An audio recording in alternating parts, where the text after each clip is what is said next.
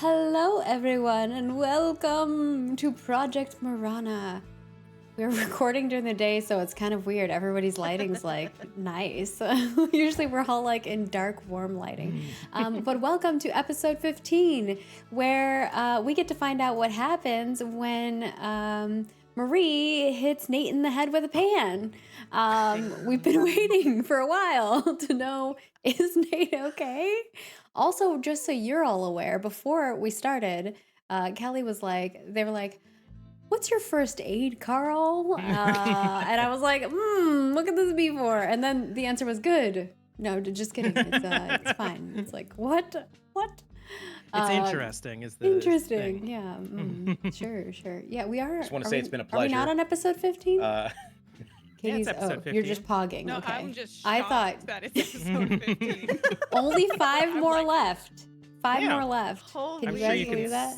you can solve the mystery in that amount of time. I feel like Kelly doesn't think we can solve the The mystery. shade! Probably Yikes. because we've spent our entire episode for this 2023 version in a house. Like, we have not We left were the all- house. Really hurt. Nate got possessed, we're pretty sure. And Yeah. There's a lot happening in the house. I'd like It's to true. officially give my consent for you to weekend at Bernie's my unconscious body throughout the rest of the town if it comes to it. My Just favorite take part me on the is- adventure. There's blood all over this house. There's Marie splayed out on a table, like, with a head injury, and chunks of her head on the couch, and Nate just opens up the door to this poor girl, young girl who's just like, is this person there? And then is like, what happened here? I need some medicine. Like, you're just like, I think you were like, I need some headache medicine. Painkillers, that's what it was. Yeah. I was just like, oh my god, that scene. But anyways, before we find out what's going on with that, we have, the things that we must do. And first and foremost, we would like to thank our sponsor today. Thank you, Roll20, for sponsoring today's episode. If you're ever curious about how our rolls work, which came super handy and clutch last episode, we had a lot of different types of rolls that we were doing, and it just made it really easy, as well as updating our pages with our backstory information, because I think a couple of us got new phobias or manias not in our 2023 characters, but our 1990s Not characters. That's true, not yet. Soon, TM. We're just missing body parts and limbs and have holes in our heads right now. It's fine. And eyeballs are gunking up. We're fine. Not right now. Not yet. Yeah, not right now. But anyways, that's how we do all the rolling and things. So if you are looking to play virtually with your friends, we get a lot of questions in regards to how we do this. It's all through Roll20. There's cameras, microphones that can come through there. You can do everything through the system if you want, depending on the quality level that you're trying to meet. And of course, we do have some merch. You can check out our merch at designbyhumans.com/shop/roll4 and get yourself a mug, a sweater, whatever it may be. Feel free to head on over there. And of course, if you get anything, we would love for you to take a picture and send it to us. We always love seeing that stuff. And, obviously this is a spoopy show. We're a horror film kind of vibes. So if there's ever a moment where something is triggering for you, feel free to step away. We'd completely understand. And we would like to thank our supporter today. Thank you, Jackson Decay, for supporting today's episode. We super duper appreciate it. Let's get some roll love in chat for Jackson. And if you would like to become a supporter just like Jackson, you can head on over to our Patreon and become a legend tier or above. And not only do you support an episode, but you also get to play in a privately GM'd game, which is always a lot of fun. Bless you. Gesundheit. And not only do we have those rewards for the higher tiers, we also have a whole slew of rewards starting at $1 and up. So, whatever it is, whichever one works great for you. We have behind the scenes GM stuff. We do our after show that we do after every episode for party tier and so on, character sheets, maps, things like that. There's all kinds of goodies over on our Patreon. So we implore you to go check it out over there. And if there's something that you'd like us to do over there that we haven't been, feel free to leave a comment or let us know over on our Discord or social or wherever, because we're always trying to improve that process. We also have Twitch right here. Obviously, if you're watching us live, that's where we're at. You can subscribe to us on here and you get access to our videos in advance, as well as you can get access to some emotes. And if you have Amazon Prime, you can use that to give us a sub, and it doesn't cost you any additional price. You can also become a YouTube member over on YouTube, and that gives you access to some of those emotes as well. And whether you're a YouTube member, Twitch subscriber, or a Patreon supporter, you can get access to our private Discord where we always have interesting conversations and people ask us questions and stuff. We do try to answer them unless we can't, which is always fun too. But we are curious what your guys' theories are about the event, as we've kind of diluted somewhat, or divulged more information. We're getting close. Only 5 more episodes. And of course, there's lots of non-monetary ways to support us. We know not everyone can support us in a monetary way, although monetary way does allow us to have these wonderful cast and pay them the proper amount, pay our artists, all of that stuff. So if you do want to support us, we appreciate it, but we understand that not everyone can do that, and you need to take care of you and your people first. But there's lots of free ways, like watching us live here on Twitch, making clips. We really, really appreciate the clips, so thank you. Watching on YouTube, subscribing, liking, commenting, following us on X, Facebook, sharing, liking, resharing, commenting, all of those things go a long way to helping support us. And with that, I'm going to be quiet, and I'm going to head over to Kelly, our wonderful keeper. Hello. And I feel like I need to change the music because... Maybe. Maybe you do. All right. Nate. You feel disoriented and heavy as your eyes begin to open. A thick haze obscures your vision, but you see just enough to know that you are lying on the couch. Your body is only a little stiff, and as you stretch out, you feel an immense strength in your arms. Your eyes begin to focus, and you see a hard definition of muscles stretching the fabric of a soft white shirt. As you begin to get your bearings, you also realize that you do not recognize your surroundings. The couch you're lying on is a beautiful, large, pale sectional sitting across from a pair of armchairs. Between them is a slab of marble posing as a coffee table, and you notice a pair of expensive-looking sunglasses, a shiny black smartphone, and a leather wallet. A small gray remote with 2 buttons sits amongst the collection. The minor details of your immediate space expand out into a grand chalet-style room.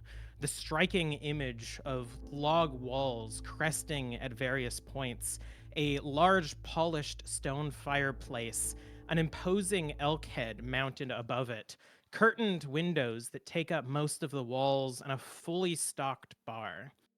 The area you sit in is sunken along with the fireplace, and from where you are, you can see a large wooden door, presumably leading outside, and an arched hallway on an adjacent wall. But you are alone. Wow. Do I recall what happened prior to this? Yeah, can I get knocked out next? No, I'm just kidding. Yeah. Can I go back with more frying pans and just ping to everybody else? Give me Bring a them all here. power roll. Whew. All right. Here we go. It's a failure. 85 versus 35. The last thing you remember was the feeling of certainty that the way to protect your friends was to make it to the waterfall. You no longer feel that almost like uncontrollable urge, but you don't recall anything between wanting to get to the waterfall and waking up on this couch. Okay, so I instinctively recall that I realize I'm in a new place. I needed to get to the waterfall, but I'm here in a new place, a beautiful place, without my friends. Yeah. I would like to stand up, kind of look like, does standing up, I know I was a little stiff before, but am I feeling good once I stand? Standing feels easy, and you realize that you were back in the body from your dream. You have a thick stomach, but mostly from just muscle pushing up against the skin. Your arms, as I said, are barely contained within this comfortable, soft t-shirt.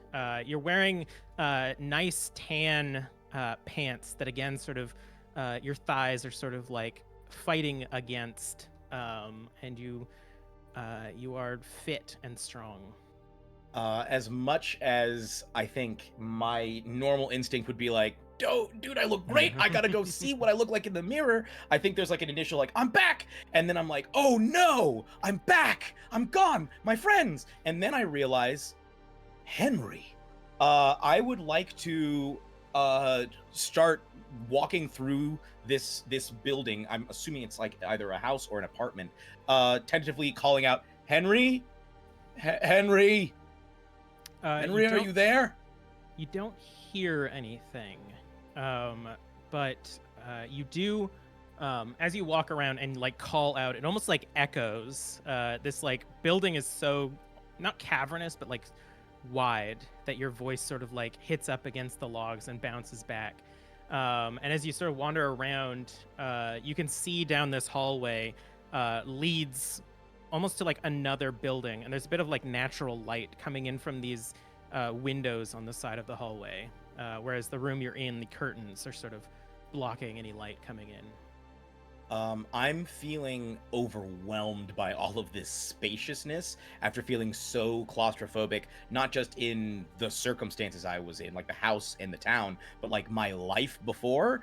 I'm going to try and avoid just wandering through this place because I feel like I might get lost. I'd like to run back to the room where I was, and I'd like to grab that smartphone and see if I can, because I know that you can save people's numbers on your phone. I would like to look through the phone and see if I can find Henry's number.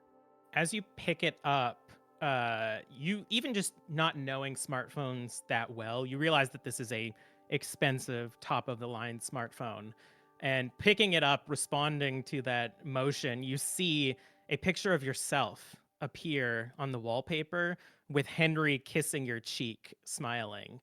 And the time is 3:16 in the afternoon.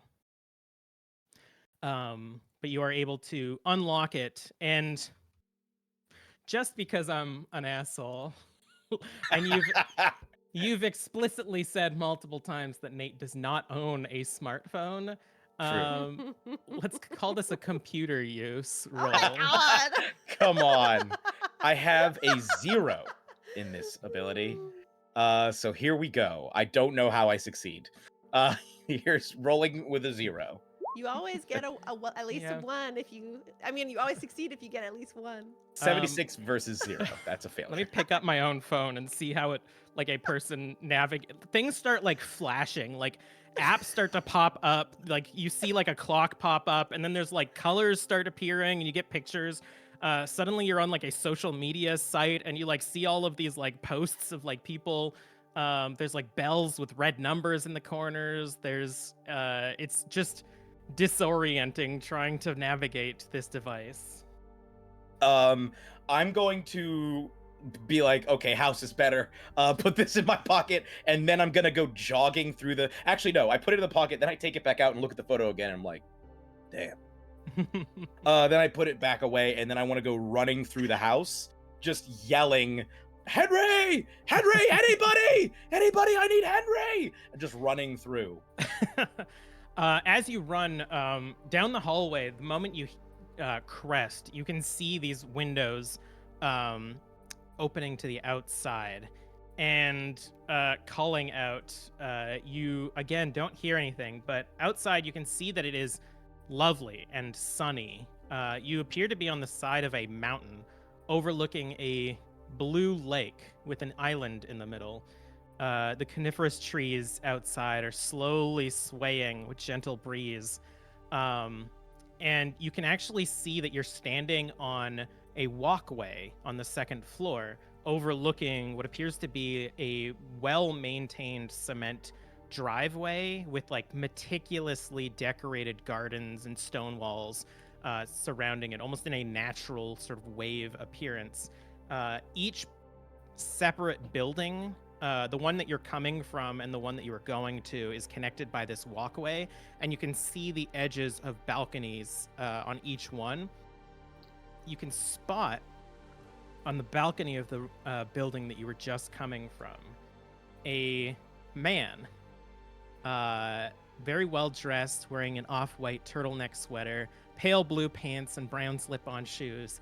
He looks content looking out to the trees and the lake, and he's just slowly drinking from a mug. And as you call out, it seems as if he hears you and looks over to the window that you're looking through, and you recognize Dr. Henry Alvarez.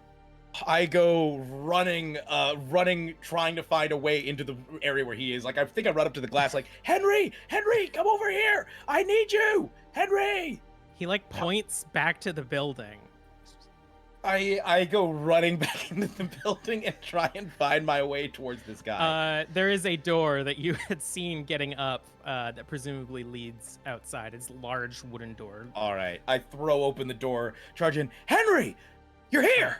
And as you step outside, the cool air brushes up against you, and this fresh air almost feels alien from what you've been experienced up until this point.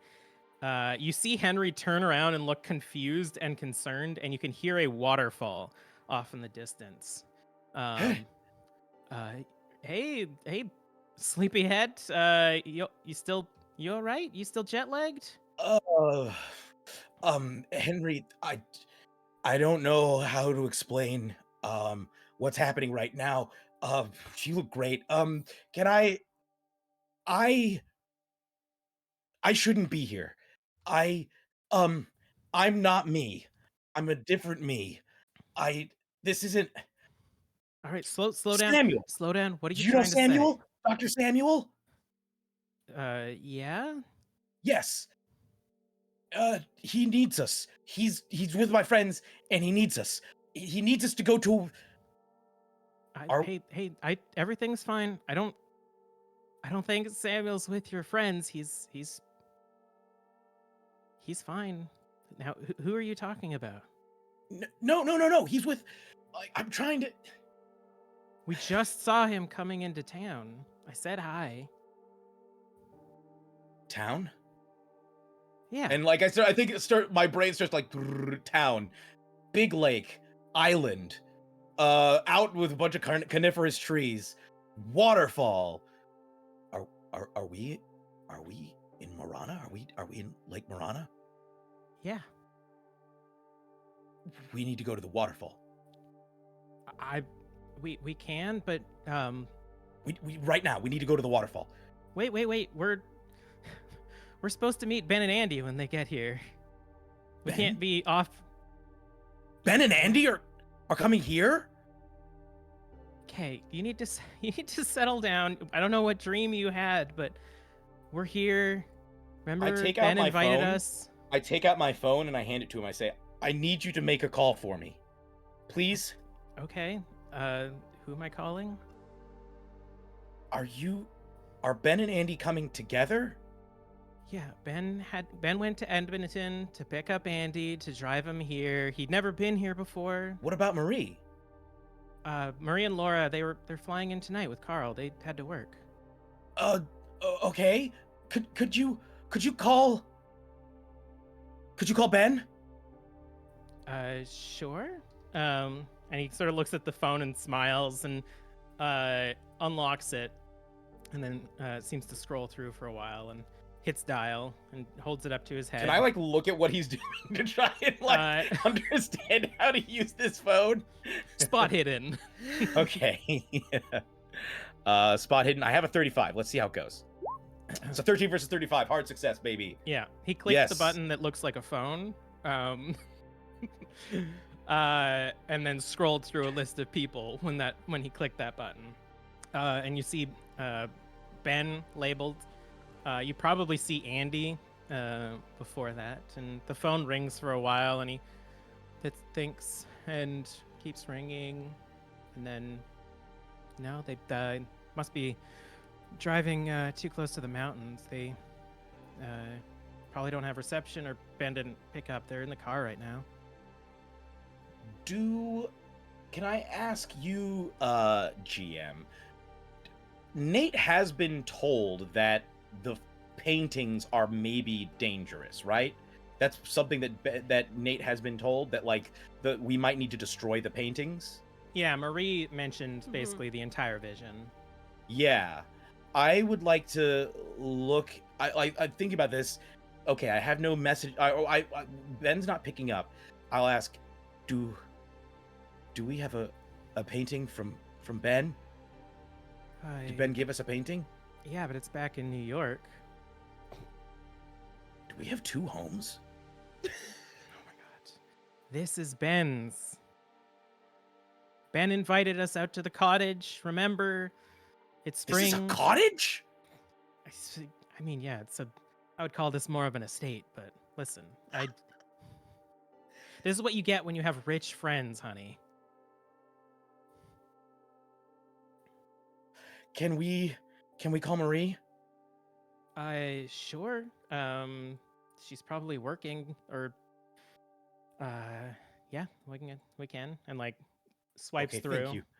I know this is probably kind of confusing. I really don't know how to explain. I'll explain once we talk to Marie. And hits Marie's name in the phone and holds it up to his head. And as it rings, he looks at you and he says, "Don't. Don't what? Just stay here." Do you mean at the cottage? Yeah, she's not picking up. I'd like to like look around and see if there's like anybody watching us. Give me a spot hidden. All right, spot hidden. Here we go. Second success. 27 versus 35. Woo! You look around and don't immediately see anybody. But the sky almost like gets grayer for a moment. I'd like to like walk up to Henry and then sort of like lean in towards his ear and say, "Where are we really?" Nate, we're at Ben's chalet. And I would prefer to keep it that way. So just enjoy it while we can. How did we get here? We drove. And he sort of like points over the edge, and you can see a beautiful car sitting out in the driveway. Remember? Things were getting a little bit tough. Hockey was getting a little bit too stressful. And Ben said it might be nice for all of us to get together and come out here and just enjoy the spring. And as long as we do, she'll let us, okay? He? I really need... Is that I really need you to just accept this, okay?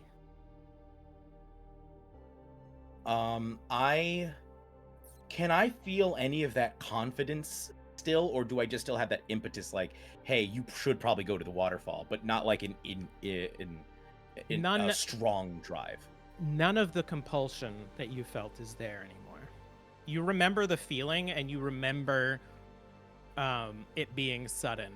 But now, up until this point, I would say that you, like a dream, felt like this was just the state you were in.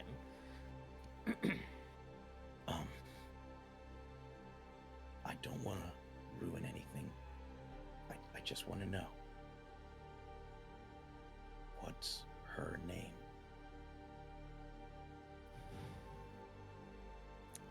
You see him like cower almost a bit. And he just slowly puts the mug down. I will answer as much as I can, but I'm not going to answer that right now, okay? Now, you have to tell me. And he sort of like puts his hand on your back and guides you to the railing where he's been leaning. Oh man, And just great. Like I don't say it out loud. But, oh man, that's awesome. he gestures Terrible out awesome. to the trees and the mountains and the lake. Is this something that you want?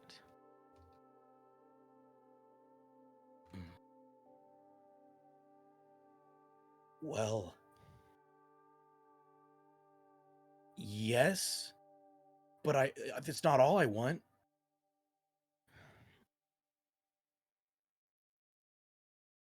If we were to wait long enough and enjoy this for long enough, we could have this. Ben and Andy would get here. Marie and Laura are on their way, and Carl may get to come here too. And eventually, maybe even Sam. We just have to be here, okay? Now, Andy didn't want that. And you may have heard how things turned out for him. But if everything goes well and everything goes right and we just smile and we take it as it is, he may be able to come back. Andy didn't want to come here? When he saw this, he liked it for a while. But he asked too many damn questions, Nate. What happens if you ask too many questions? And as you ask that, you hear a animalistic scream come from somewhere out in the forest. And Henry doesn't even seem to react to it. Well, I'm sure that Marie told you. I think Nate knows enough to be able to kind of piece things together. So he's gonna turn back to Henry and say, if I ask you a question, but I don't say it out loud, would you be able to answer? Even if it's not out loud? That's not how it works. She'll be able to hear us. Roll me a persuasion. Okay. Here we go. Hard success. 14 versus 40. As Henry says that, a calm covers both of you, as all you hear is the gentle breeze of the trees, the far off sound of the waterfalls, and just this like content moment washes over the two of you. And he slowly turns to you and says, "You've seen Sam?" Just to refresh my memory, Sam's the big guy, right? Yeah, there's the doctor. Oh, Not I all keep over. thinking of him as Dr. Samuel. I'll be honest. Dr. Samuel Marcelli. I always think of him If as you don't Dr. put the Samuel. doctor there, doesn't mean Yeah, the he same doesn't person care. to name. Doctor's I his was like, first hey, name. who's this Sam person? Yeah. As soon as you say Dr. Samuel, well, oh, okay. I would like to. I'll look at Henry and say, "Is that what you would like?" You see his eyes almost become wet and like shimmery as you say that, and says, "I don't want this for him." Is he okay? Yes and no. I think he might be better than me. That's not saying much. I'd like to give Henry a very big and tight hug. And while I'm holding that embrace, I'd like to take a moment to sort of breathe into this embrace, because I think this is the first serious embrace that I've had I think with another man, probably since college. And I was gonna say, as you hug him, for a moment he doesn't react, but then he puts his hands sort of on the lower part of your back and just like leans into it. And you can feel him like quivering a bit. And you hear him like lightly crying as he hugs you. holding him still, I'll say, what do you say we take a trip down to the waterfall?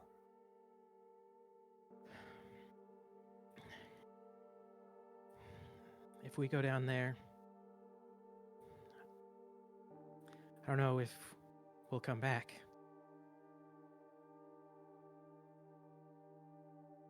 It's not just about us. We gotta help the others too. And he sort of like, he leans in more for that sort of like crescendo of a hug before he lets go and pulls back and says, "No, I'm stuck. I'll tell you everything I can. Just promise me that you'll make sure Sam's okay and take care of your own.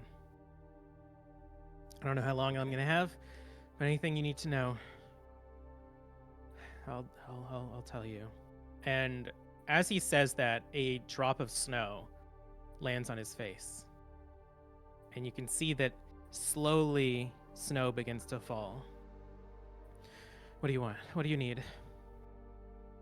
I'd like to take his hand and then start heading towards the car if possible while asking him these questions.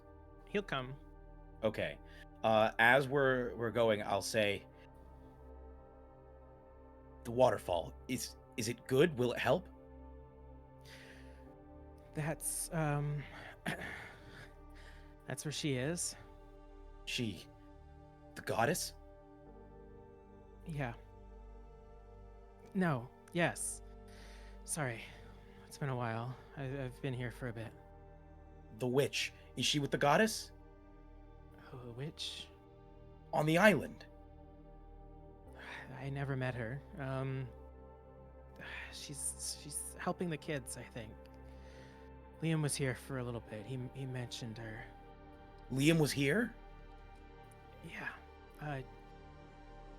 And as he gets to the car, are you gonna get in? Yeah, I was gonna try and get into the car. Are you driving, or is do you want him? I want him to be as like okay as possible. So I'll just ask him to give me directions and have him sit in the passenger seat and drive. And I think he seems like he's having a really hard time. So I'd like to hold his hand while we drive. All right. As you get in the car and turn it over or turn it on, it starts up with a animalistic turn-on car sound. Real good engine. It's one of those ones with the gear shift is on the steering wheel, like it's a button pressed to turn it on, and you see the speedometers just go up as quick as possible, and you're distracted for a moment by how cool this car is. Shit. And as you look back to him, you see that the flesh on his face is cracked. And you can see a quivering gray slimy mass under the skin just sort of shifting. But he's still weakly smiling at you. Okay. Why did Ben want us to come here? Why did Ben want us to come to Lake Morana? Does he want us all to come here? Liam said that he wrote a note. I don't know if Ben wanted it, but she wants you all now. It was the kids before, but now that she's seen you, I think she wants you. Why does she want us? And as you ask that, his lip splits. From his lip up to his eye, the skin splits, and you see that like almost dying brain colored texture underneath his flesh, just sort of like pulsing. I'm throwing it in gear, by the way. I'm like, Yeah, like and he's pulling sort of out like very quickly, he's like pointing driving. you along the way. It's been a while since anyone's offered this much to her. I think the town or the lake, or I don't know, something. I was only here for a while, Nate. I don't know all of their bullshit. I only know what Liam told me. No one else has really been here before him. No one else has been here before Liam? Yeah, I was here alone for a while, and then Wait, Well, Liam was here before Ben? yeah. How did he get here? Well, he was being taken. He was, God. And you see, like moisture on his shirt appear. This like almost sewage colored stain appears on his chest. Okay, let me remember right. Liam was going to her slowly, but the other kids were helping him. But I think Ben knew or found out and gave up. Gave himself to protect Liam. But it wasn't enough. They needed the kids. And now you're here. I think she wants you instead. Ah, fuck. All of this is to save Liam? Was Liam sick? No. No, she needed sacrifices. And Ben was the newest one. Well, someone offered Ben, and then offered 4 others. I don't know who they were. The kids were all leaving the town. But Amara, Riley, they were staying for some reason. And Liam had some connection with them. I think she was going to take them. Fuck. In exchange for Liam, or? As he says that, you see his hair is like short and sort of like thick and curly and combed back, but it starts to like slide off as almost like the skin of his scalp just starts to like slough and like splats onto the seat next to him. And you see this like soaked, waterlogged flesh underneath where the skin was. No, they all of them. Fuck. The town. The whole town. Oh, God. The council? Maureen? I don't know. But I think they're gonna take you now. How do we stop them? I don't know. You mentioned a witch. Maybe she knows. Maybe there is something at the waterfall. And as he says that, you see underneath the sleeve of his turtleneck, you see that sewage stain appear. And as the skin slowly starts to slide down underneath, and you see the entirety, almost like a glove of his hand, just slides off and settles next to him on the seat. And his arm, which is again this sort of quivering gray mass, just expands and starts to swell, pushing up against the fabric. And he reaches up and lets go of your hand and grabs the dashboard, and you can see his hand just start to swell against the dashboard. Did Ben in college ever show me Akira? Probably, yeah. I just echoes in my mind of Kaneda! I'm just gonna roll down the window, so that he has room, because this is looking bad. I'm also like visibly holding back, like I'm fully dry heaving while also trying to drive this car. This is probably the hand that you were holding as well, so you have just a skin glove in your hand. Like I'm just trying to like shake this off while holding the car steady, and also avoid being like swelled. I would like to undo my seatbelt and slow down in case I have to bail, because this is looking like it's gonna be bad. Does he? I'm gonna say, Ben. Or I'm gonna say Ben. Oh my goodness. I say, Henry, stay with me, Henry, stay with me. Come on, you can hold on. As he looks at you, that first crack in his face is like protruding this gray mass, and his eye is being pushed forward out of his face. And as it slips past the skin, it just sort of plops and is hanging by a thread as he looks over you, and he says, "You have to let me out. I'm not gonna. This is it for me. This is it." I'm gonna like park the car, unlock the doors, and I'm gonna say, thank you so much. I'll do whatever I can, I promise. And I'd like to like swallow very hard and say, and I have a message from Sam. I have a message from Sam for you. He's waiting. I'll lean in and I say, he never forgot about you. And then I would like to, absolutely just pushing past the gag reflex, kiss him very lightly. Roll me a sanity. Okay. I don't know how much we'll have left after this. That's 15 versus 32 hard success.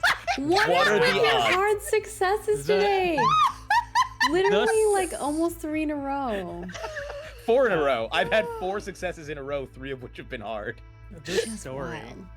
As you lean in and kiss him, there's a sharp pain in the back of your head, but you manage to hold it together and kiss him, and you can see a tear drop down the one eye that isn't completely popped out of his head right now. And with his good hand, he opens the door and almost like tumbles out, and you see now that his legs have like also cracked, and that sort of gray liquid is staining the blue of his pants. And he looks back and he says, if you talk to him, tell him I made a mistake. And he falls back, and as he does, his body almost stays standing as a mass of gray flesh falls out of his back and slams onto the ground, and you see liquid almost like splash around him, and realize now that the snow has started to fall quite a lot. The sky is dark, and there's a bit of snow gathering on the trees, and you see a arm stretch out of his back and grab the ground and start pulling himself slowly into the woods, leaving this almost like massive slug trail behind him, leaving this half discarded body, well, more of a skin condom, just lying on the ground next to the car. Skin condom. What a sentence. Oh my goodness. Part of me is like, I need to get out of here. Part of me is like, would it be nice to bring something back for Dr. Samuel? Then I look, I'm like, this would not be nice to bring back for Dr. Samuel at all. I close the door and floor it as quickly as I can towards the waterfall. Tears streaming down my face at this point for a variety of reasons, numerous reasons. Tears streaming down my face. As you continue to drive, the path is signed. There's nice tourist posts and signs set up, and you actually pass a few streets that lead off to other chalets built into the mountain, but it's starting to get dark, and the snow is getting heavier, and it's pelting the window as you drive, until finally you get to almost an overlook, and there's no cars parked in this parking lot, but you can see a sign for the falls. I get out and start running towards toward following the signs. I wrote this, Alikis Falls. That's right. They're named, and I forgot I named them. Alikis. How do you spell that? Allikas. Falls. And as you get out of the car and begin to walk, it is pitch black now. It is fully night, and if you wish, I will let Nate know how to turn on the flashlight of his fancy-ass cell phone. Yeah. Well, I've seen somebody do that once now, right? Yeah, Laura definitely did that. Yeah. So I'd like to do that. I'd like to turn on the flashlight of my fancy-ass cell phone. And as you do that, the date is Friday, January 6th, 2023. The time is 3:45 p.m. Blood leaks into the lines between the hardwood floors on Nova's living room. The moment lingers for an eternity as Nate's body is sprawled behind the couch. Dr. Samuel is posed over the edge, eyes wide. Mara is leaning against the back of the couch, stunned. Liam doesn't appear to have registered what happens yet, sitting in the corner of the living room. Laura stands halfway between the kitchen and the living room, Carl nearly right in front of her, and Marie stands over Nate's body, holding a cast iron skillet. Now, before any of you even have time to register, Nate, I'm going to have you roll a constitution roll for me. Let's hope your luck continues. Oh. Okay. Katie just accidentally did a roll and also rolled a hard success. What the heck? This That's is an yep. accident. Wait, Can I just? That was Katie rolling sanity, not Laura. Can we just take that? No. Unfortunately not. It would have still been a success. Can I just ask, is this roll pushable, or can I spend luck on it? Okay. They must make a con roll or fall unconscious. I think because this is a spur of the moment thing, I will let you use luck, but not push it. Okay. Here we go. 69 versus 60. That's not nice. Do you have 9 luck that you can use? I have 18. Oh my god. So You might need it. Yeah, I'm saying if I fall unconscious, is that like I'm not coming back, or like what?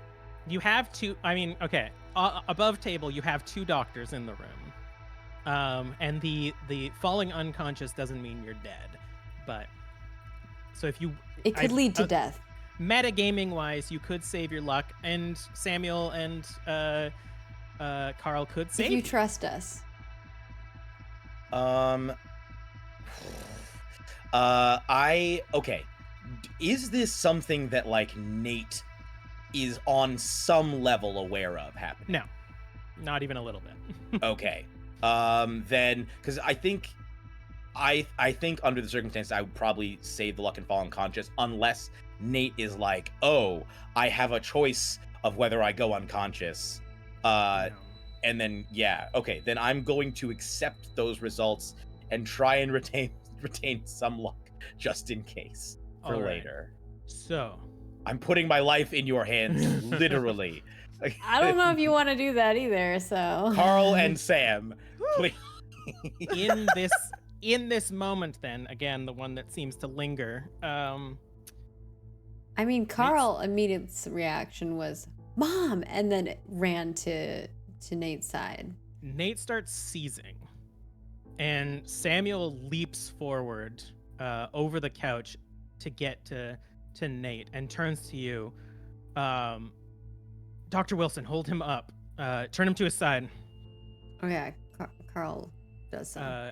And as Sam almost like holds Nate so that he doesn't flail and maybe injure his leg more beyond the Schrodinger's damage that he's done. Nate throws up just onto your pants, Carl, and continues Lovely. to shake. While this is happening, can I do something? Yep. Laura, we have to finish the salt circle. There's just like this look of shock as I stare at Marie. Do you still have the frying pan in your hand? Yep. I immediately grab the frying pan from your hand. Okay, I won't resist it. What are you talking about? Did you kill him? I hope not.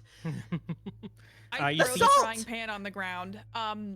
You see the doctor checking for a pulse now, and waits for a moment as you're talking. I mean, the doctors are clearly working on Nate. I don't think I have enough time to think about it. I'm gonna just frantically point at the salt. Or are we gonna try to drag him into the salt circle that's already on the ground? We need to lay him flat. We need chest compressions, and sort of like grabs Nate's Carl arms and moves him flat because he had him to the side before, and then we'll prepare for chest compressions. You smear the blood that's leaking from his head and pull him into the salt, and they start to sort of mingle. But there is a scattered salt circle, nothing resembling a circle anymore. But the two of you lay Nate flat, and you can begin chest compressions. I think I'm gonna look at Mara. Is there anything we can do? And I have the salt in my hand. I'm sealing the spots that we've like dragged Nate into and trying to create a circle that's sealed again. Mara is staring at the blood and doesn't seem to hear you. She seems stunned. I just start snapping in her face. Mara, we do a spell? There was something wrong with Nate. Pull yourself together! I can do it again. I can try to do it again. Do we need to do a healing spell, or is there something else? Because that was not Nate. One thing first. Circle. I can heal him. I should have enough left. And sort The of doctors are healing him. We need to get that thing out of Nate. She just shakes her head, and I don't know what works. They don't always work. Just I don't do know. it. And she sort of like stumbles forward, and like hits Nate's foot and like stops and just sort of like kneels down on the ground next to him and like starts pulling out her bowl and stuff and sort of drops the tin with the herbs. Sam is going to begin. Sam's going to get up and walk over to the coffee table and grab the portable defibrillator that he had brought for Marie. In the meantime, Marie, are you making the circle around Nate? Laura already did. Okay. But Marie is going to... I'm going to take a second and realize that my stress is not the right approach to help Mara do this ritual. So I'm going to just take a breath. You've got this. He needs you. We all need you. We're here to help you. Okay. Yeah, I can do it. Laura, have you completed the circle? Did you complete the circle before Dr. Samuel tried to leave? Yeah, so I would probably, He definitely kicked it up. Like, he broke the circle. God! I'm just gonna be like, fuck. And I just, like, after he gets back in, I'm gonna reseal it. And I just want to I know they're trying to revive Nate. How bad is this head wound? It's still bleeding, even now as they do chest compressions. But there is a priority level of things that they need to tend to. Is there can we see brain matter or like No. bone? Nothing like that? Okay. no. I think in this franticness, I'm looking at the doctors working on Nate, and like there's just like a glance I give Marie of just like kind of like fear a little bit of what just occurred with Nate. Marie, He's why going did to you pull through. He has to pull through. And it's just kind of like a worried glance, and then I'm gonna look at Mara. I'm gonna help you. Okay. Okay. Yeah. Is everything ready? Is everyone ready? Is everyone in? I'll I check and join make the sure. circle, or wherever. I hold hands with them. So Samuel and Carl are on each side of Nate. Laura is in the circle, Mara's in the circle, and now Maria's attempting to get into the circle after having created the circle. So you gotta circle it again. You're getting low on salt. Okay. And Liam is still sort of like standing in the middle or like on the corner of the living room, just like staring at what's happening. His vision's actually somewhat obscured by the couch. He can only basically see Carl and Samuel doing what they're doing. Whew. Okay, first things first, Carl. Would you like to roll first aid? No. All right, cool. Nate dies. Is this a regular roll? Yes. Okay. Your fate is in this roll's hands. Let's see. Oh my god. Oh no. Oh no. Oh my god. What? You're joking. No. I rolled a 100. I have 70 in this. I was like, Jeremy's like. I asked. Oh wow. No. Everybody. Can I push this? Push the roll. Nope. This is a very intense, spur of the moment roll. Fun fact for the people out in the audience: medical dramas often poorly depict the functionality of a defibrillator. Usually when somebody flatlines, they'll be like, get the paddles, and then zap them. No, you need a heartbeat first. You need a little flavor of heartbeat before applying the defibrillator.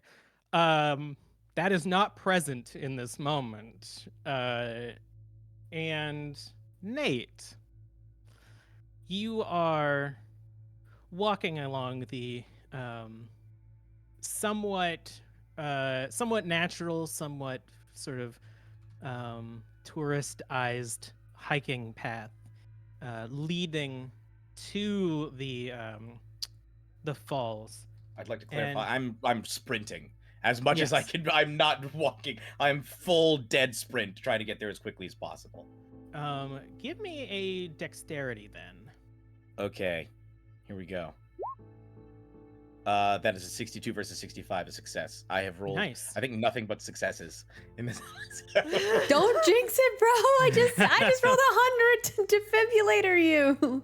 That roll would have succeeded for Carl. Oh my god. As you sprint, you're dodging loose roots, you're ducking under branches, and you can hear the falls, the cacophony of the falls get closer and closer.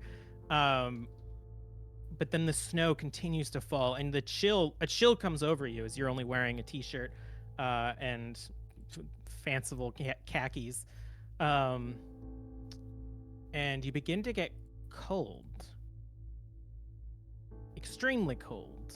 This bone-deep chill crawls into you, and you breathe out, and a massive cloud of breath appears, and you almost have to stop for a moment as it feels like your heart is being frozen. But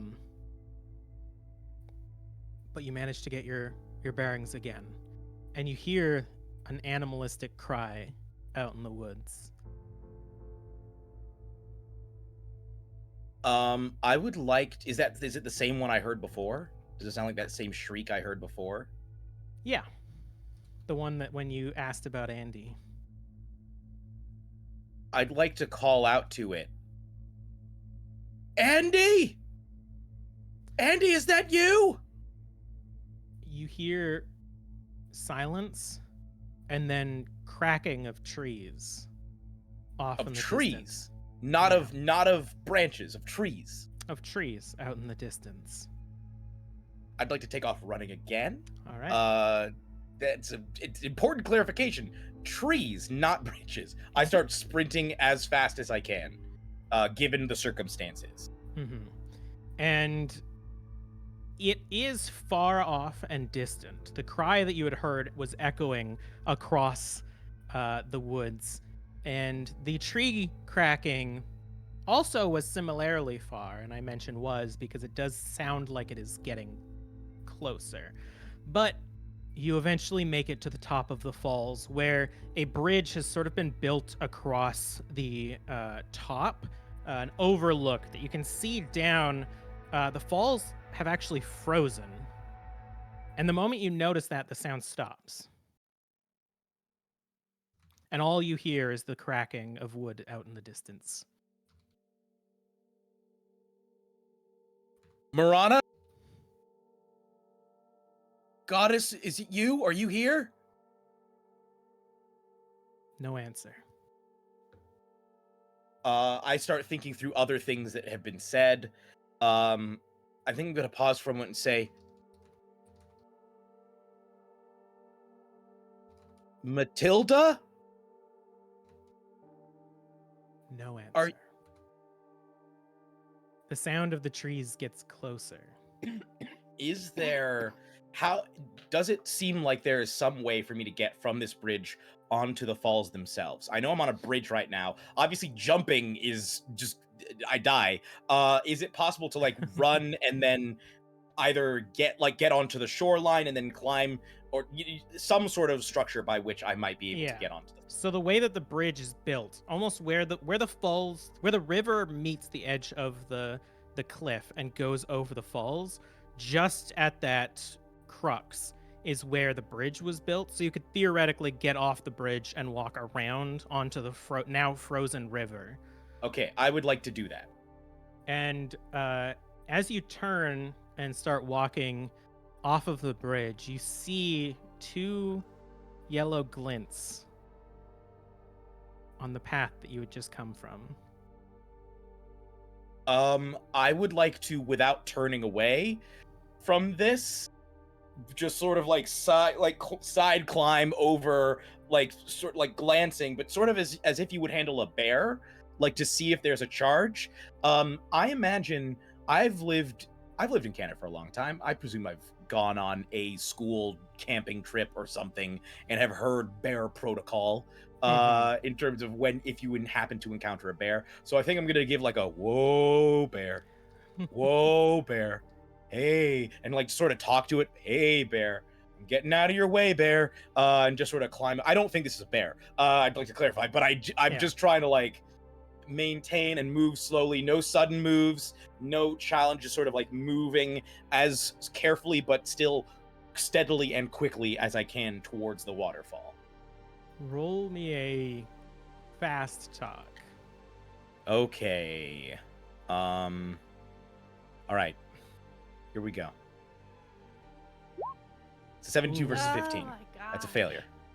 As you walk towards the beginning of the bridge and start to step over, calling this out, the yellow glints disappear for a moment and open, and the light catches, and you can see on the path it almost looks like looking at a wall, a slick gray undulating wall that has engulfed the path and spills over the edge into the trees. And you hear somewhere coming from within this mass a guttural voice that calls out, "Good morning, sleepy end," and just starts to like grab trees and pulls itself and squeezes through the surrounding trees towards you, leaving this sewage-colored slime wherever it goes. It is slow, but it is moving towards you. As I continue to move onto the shore, with breaking contact as little as possible, I'd like to say, while still being careful, I'd like to say, Henry, hold on. I'm gonna go warn Sam. I'm gonna let Sam know. You have to let me go warn Sam. Just Henry, think of Sam, Henry. Think of Sam. Henry, am I onto the shore yet, or am I just still yeah, sort of... you're on the shore and you can hear the crack of the like frozen wet dirt next to this this large river. Okay, I'd like to quickly, but again, very carefully scoot my way back, feeling with my back foot like, okay, what, like the heel, what surface am I on? But just sort of like sliding, not full steps, sliding backwards very, very quickly until I feel my heel touch like ice. Yeah. And as you do, like your heel slips a little bit, but you can manage to hold your ground the moment you notice that you are on the river. Okay. Also, having lived in Canada my whole life, I think I might have an idea of what to do on like a frozen river. So I think we're going to prostrate myself and just sort of scoot out onto the ice. So I'm like spread eagle on this waterfall. Does that do anything? Yep. And as you look down into the river, you see another face. A pale gray face, twisted and contorted, two eyes staring at you as the body spirals itself down away from you.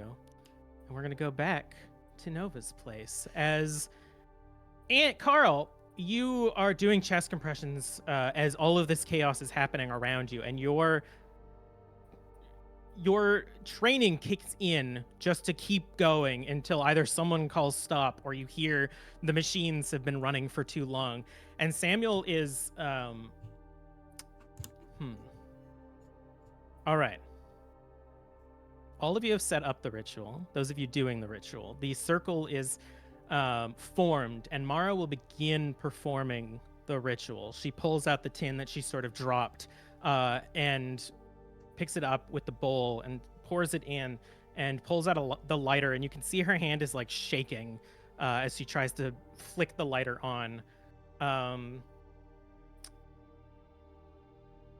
with a bit of effort, she manages to do so and slowly brings the fire to the bowl, and the dried herbs light and begin to smoke. And you see Samuel look over at the table in the middle of the living room where the first aid kit is. He's gonna need adrenaline. Can I get out of this fucking circle? No. No, what's gonna happen? Marie's gonna hit me? Liam's outside of the circle, right? Still? Yeah.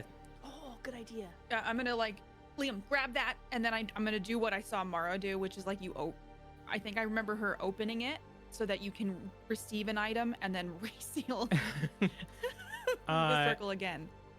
Liam, like, again, also Liam seems stunned and is like kind of looking over, but is trying to be detached, and hearing that goes over to the table. And as you just about open the circle, Mara says, "No! What? That's only if we haven't started yet." Shit, how long is this gonna take? I don't remember. Can we throw the item in the circle? No, anything that's out is gonna break the circle. The salt is a visual. Well, I didn't want to kill him. I guess that's priority number 1 then. I can try to stop, but I've already started it. No, let's just go. Let's just do it. And I'm gonna look at Dr. Samuel. He looks angry. And I just shake my head at him like this is out of my hands at this point, and put my head down and just follow Mara.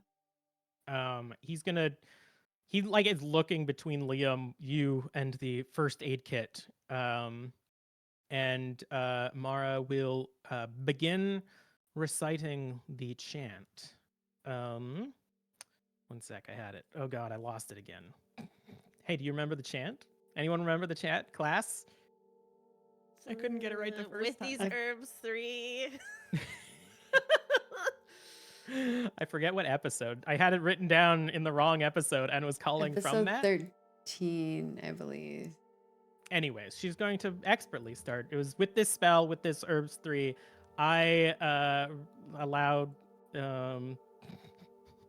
Nate's body, Naphtali, as she looks around. What's his last name? Wait. This is a bad time for Jeremy Cobb not his super name right. Oh yeah, he didn't put his name in the thing. I'll add that real quick. I do like the idea that it takes a while. I mean, we know that Carl Laura's doesn't been- know, so Yeah. Carl can't help you. Anyone? Come on. You guys are his friends, aren't you? Marie, you grew up with Nate. I know it. I just give me a second. This is just like me looking for the spell and y'all looking for Nate's name. Freeman. It's Yeah. Freeman. It's Freeman. Freeman. Oh, Yeah. yes. Okay. Naphtali Freeman. Okay, I sent Naphtali Freeman's body to be free with the spell, with these herbs 3, and she will keep chanting it. Now, I will repeat it with her. Same. Marie, I have a question for you, and this might be. No, I think this can apply to adult Marie. Have you opened yourself up to the rituals as either adult or college Marie? I haven't in the past, or like, I sorry, like I have in the past, but not since the event. Mhm. But I would say that if there's an option to, I'm making the decision to push past that and do it now. All right. Then I will unlock your magic points, finally. I think that leaves only Carl. In Dude, that Carl case, still thinks y'all crazy. yes, this is... Carl's also eyeing the first aid kit and looking at his mother concerningly. Mm-hmm. The 3 women are chanting this spell, which it's up to you whether or not Carl believes that the first 2 actually worked, or if whatever is in your mind that you want to accept. And Dr. Samuel looks at you as you're doing these chest compressions with like genuine concern and is almost trying to communicate to you the urgency of getting that first aid kit. What do you do? I think Carl's also understanding and giving him a look of like unsure, like he's not sure of what to do, and kind of frantically looking between him and his mother, who's probably doing some chant right now. Carl's like, what the hell is going on? Like, that's like still, you know, he's trying to keep his cool to get this person back from being unconscious, but at the same time it's like he did see some weird stuff go down, but he doesn't know how to explain it. Mm-hmm. Liam is sort of like sitting on the couch now, over the edge, holding the first aid kit, waiting. He seems more respectful of not crossing the circle. And Sam is going to whisper to you, Carl, I can do it. I don't care. You could do what? I don't believe in this fucking magic circle bullshit. I could get the first aid kit and we can actually have a chance to save your But your then how friend do you here. explain the head and I the... don't know, and I choose not to. I don't know. I want to trust my mom. The 3 of you can hear whispering, and it's not clear because you're talking, but it definitely a plot is being devised. I mean, Carl was tempted to just grab it from Liam too, but at the same time, like that's why he's just unsure. He's unsure of what to do at this moment. It's one of those moments where like you think there's something right to do, but then your parent is telling you something else, and you're like caught between like, do I trust my parent or do I trust my heart and soul? With this spell I have, with these herbs 3, I set Naphtali Freeman's body to be free. I found it. You were close. If you don't, I will. We should give them a moment. If it doesn't work, then we grab it. Fuck. Fine, but you don't stop, okay? Carl, still doing it this whole entire time while like whispering to Samuel, nods and goes back to like concentrating and counting in their head. I'm going to need either Marie or Laura to make a power. And the reason for this is that as the two of you attempt to assist Mara, you feel that she is drained. She is going through the motions and trying to help do this spell, but you can feel that she is not able to put anything into this. I feel like the gravity of the situation that's entirely because of what Marie's actions. So I'm comfortable to do that if that's okay. Yeah. No, I Okay. think that's fine. Oh god. I'm so scared. Yeah. Ooh. 61 versus 75.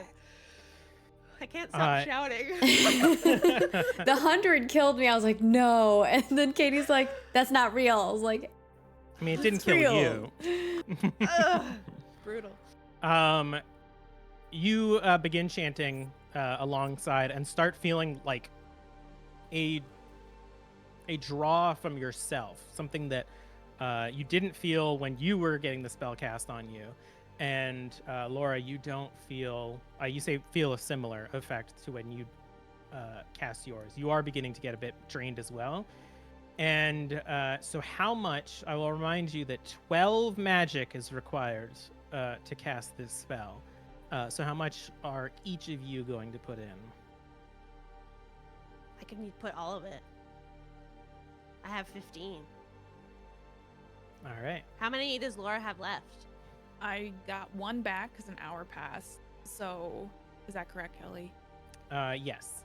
So I got up to 6 again. So Laura was gonna do all of it, but if Marie's like, I got this, I can do some. I can put 10 and you put 2. Okay, I'll do that. Or All I'll right. put 11. I'll put 11. You just have to give 1. Okay, are you sure? Because then I want you to have. I feel like it's important for you to have some magic points. And I'll have 4 left. Okay, I'll have 5. So maybe we can muster Yeah. up something with Because that if we we're need. fixing my mistake. I have to pay the consequence of this. Okay, I'll drop mine down by 1, and I feel like maybe. Correct me if I'm wrong. Like feel the power from Marie because Marie hasn't cast a spell yet, and just kind of feel that energy kind of dominate.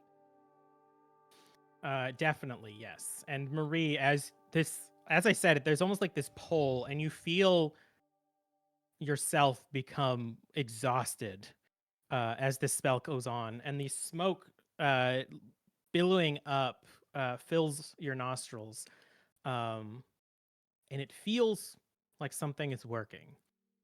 But Nate remains unconscious. Nate, you are lying face down on the ice. A twisted, disfigured gray human under you begins twisting, and you can feel the ice below you get slammed into. What are you doing?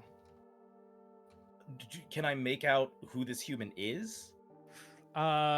Give me a hard spot hidden. Okay. You didn't see his previous evolved form before this. 54 versus 17. That is a failure. I think you barely recognize this as a human. It is eyes twisted and contorted into a corkscrew effect, and the moment you see it, it turns and starts slamming up against the ice below you. As you can still hear the undulating slorshing of this mass crawling towards the bridge. I'll say, Morana, is that you? Matilda? You don't hear a response other than more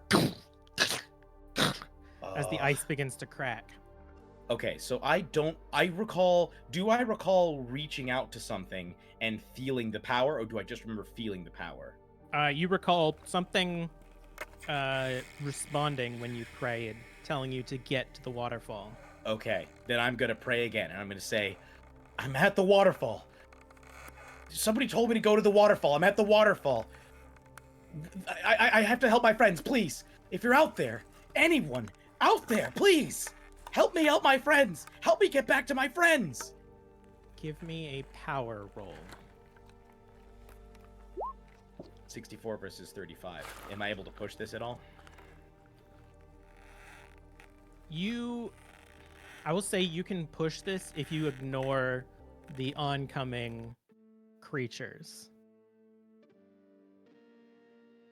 Because it will require you to be where you are and continue to call out for help, despite these two things getting closer to you. So since arriving at the waterfall, I feel no sense of completion, no presence whatsoever. All that has happened is I've arrived at the waterfall. There's a terrifying corkscrew twisted human below me who's absolutely freaking me out, trying to get through the ice towards me, and a gigantic yellow-eyed undulating mass who used to be, I believe, Dr. Henry, oozing towards me and is unstoppable. Correct. And even praying doesn't do anything. You don't feel like you were in the right place. Right. I think my conclusion is, okay, whatever has brought me here, it doesn't seem to be here now. Maybe here at the wrong time. I'm start desperately trying to look through, like, okay, was there any other options? Any other options? I've been at Ben's place. I've been to Ben's place. That was the other place we were gonna go. The witch. I would like to scoot.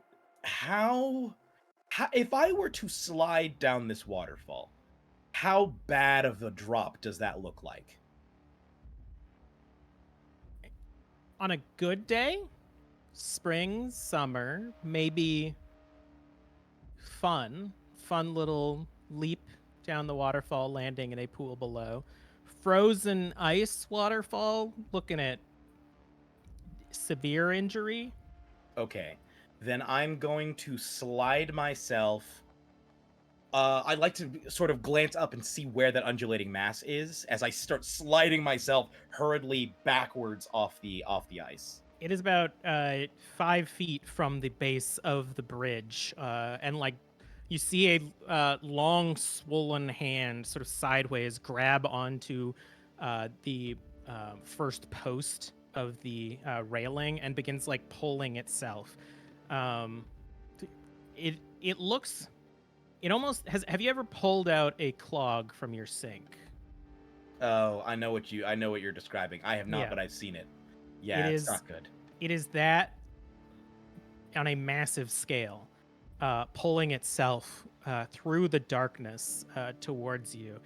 And the only thing illuminating you is the pale light of the clouds with the moon behind it. And you're going to start sliding towards the crux of the waterfall? Yeah. Hurriedly try to slide myself backwards off the waterfall if possible. All right. Not the edge, but off to the other side of it so that I can then try and find a way around. As you begin scurrying back, you see the ice where you were crack open, and a twisted hand with the fingers just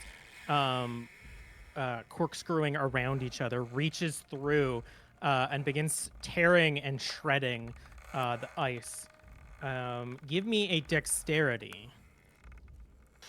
Okay. 46 versus 65.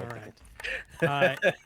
You managed to grab enough rocks and like ice envelopes to pull yourself toward the edge as you see this corkscrew figure smash itself from the ice, and as it tumbles over, the head twists and turns towards you, and you see this like elongated mouth just going around the back of the head and begins spinning in your direction as this mass has made its way across half of the bridge and is just spilling over the edge. You can see this like this waving gray sludge just like almost drape over the edge of the bridge down the waterfall, but you are on the other side with the dirt. I am turning and sprinting.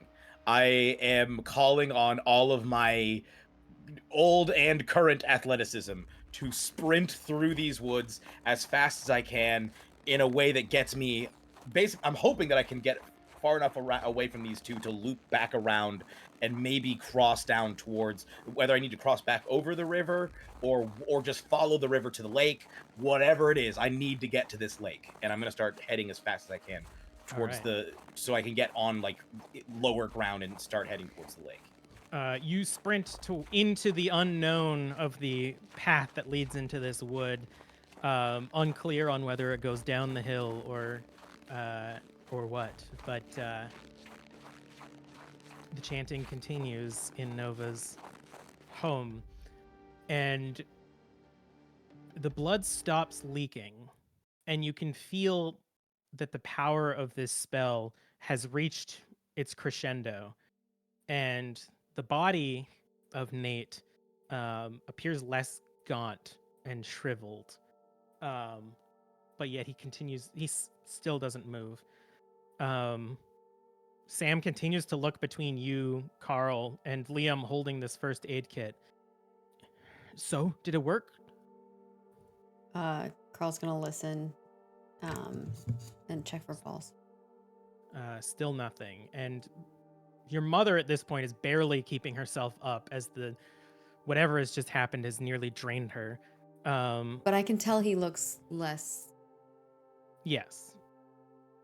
He looks better, but I don't know. And Carl will go back to doing compressions again. Well, and Sam looks to Laura and looks to Marie. I'm just, if Mara is still chanting, I'm just gonna keep focusing on that. She keeps chanting, and you can tell at this point that the spell is done, and that she is just like hopelessly saying the words over and over again.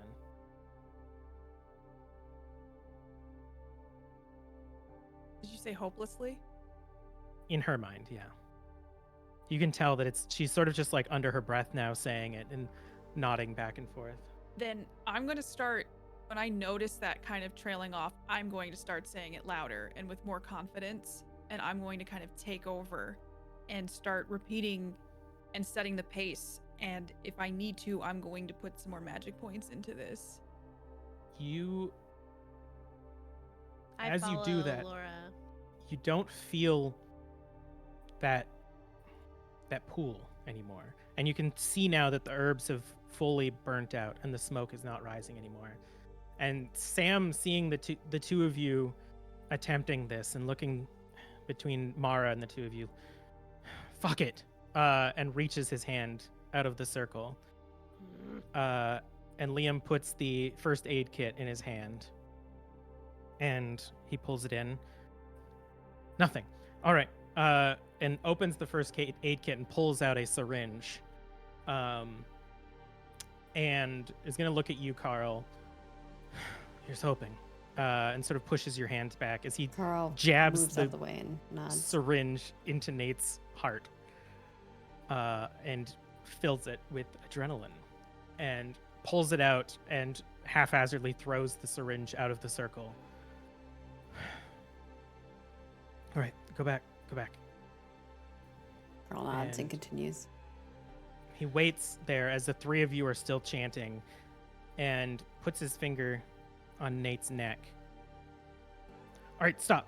And brings up the defibrillator and attaches the nodes to Nate's chest. And you hear the squeal as it warms up. All right, here's hoping. While this is happening, am I getting the feeling that the ritual has completed, and like what Laura and I are doing is not contributing to this anymore? Correct. Okay, Mara, we have to This is our only chance now. This is the time. They're going to wake him up. We have to do something else now. I don't know anything else. Would doing the same thing help bring Nate back to his body rather than whatever this is? We did something for Liam. Liam, right? And she looks over at Liam, and he's nodding. He says, "Yeah, I was physically fine, but they did something that cured my spirit. I don't know. You guys could try that." And Mara nods and looks back at you and says, "I have enough for one more. We can try." Should we just like wake Nate up and then go to the witch on the island? I mean, I and I what kind if of she- like look at all of us look probably pretty drained at this point. what if he gets up and is angry at us?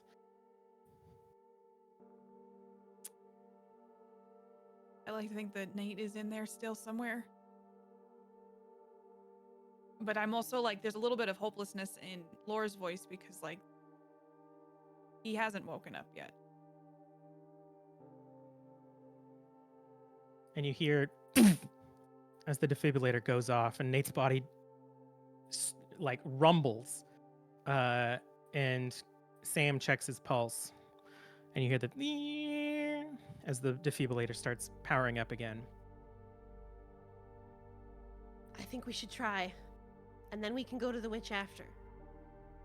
Okay,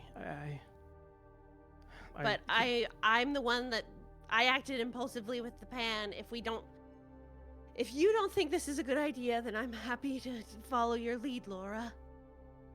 I don't know what the right thing is to do, but I think the most important thing is that he wakes up. Like, I mean, he's got something different inside him or not. I don't. Marie, you may have killed Nate. He's not dead. He's not. I'm gonna look at Carl and Sam. Have we heard them say anything about like the pulse or anything like that? What's the word? Thready, I believe, is the word. Okay. It's weak. It's there. Like, if you want to do this, Marie, we can try it. But like, look, Mara, you barely have anything left in you. If anything. I can do it. This is important. You knew Ben better than any of us. Maybe even better than Liam. If something's happening in this town, you might be the only ones that he'll listen to. Let's just try it. I mean, if there's any time to do a Hail Mary, now's the time. And we cut away cinematically as Nate is running through the woods being chased by these two creatures. You can keep the music the same. It's just going to jump back and forth. Just real cinematically during these last few moments It's of easy Nate's for me to life change potential. it back and forth too. As Nate rushes through the woods and a lot of you are surrounding his body, Mara will grab your hand, Laura, and sort of squeeze it tightly. If I go out, just leave me. It's happened before. I'll wake up. Liam is here. He can look after me. He knows what happens, and we can get Riley. The whole coven will be here. Walt isn't too far away. So don't worry about me. Okay. I'll put in everything I have. Okay. And Marie, I'm sure he'll forgive you. Okay. And she puts the bowl in the ground and opens the tin and dumps the rest of the contents in. And you can see that there's just a little less than there has been the last few times. And lights the lighter, and as she does, you hear the poof of the defibrillator again. Is Dr. Samuel the one working the defibrillator right now?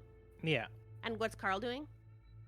Carl's watching Carl, come here. intensely. What? We need your support we need you.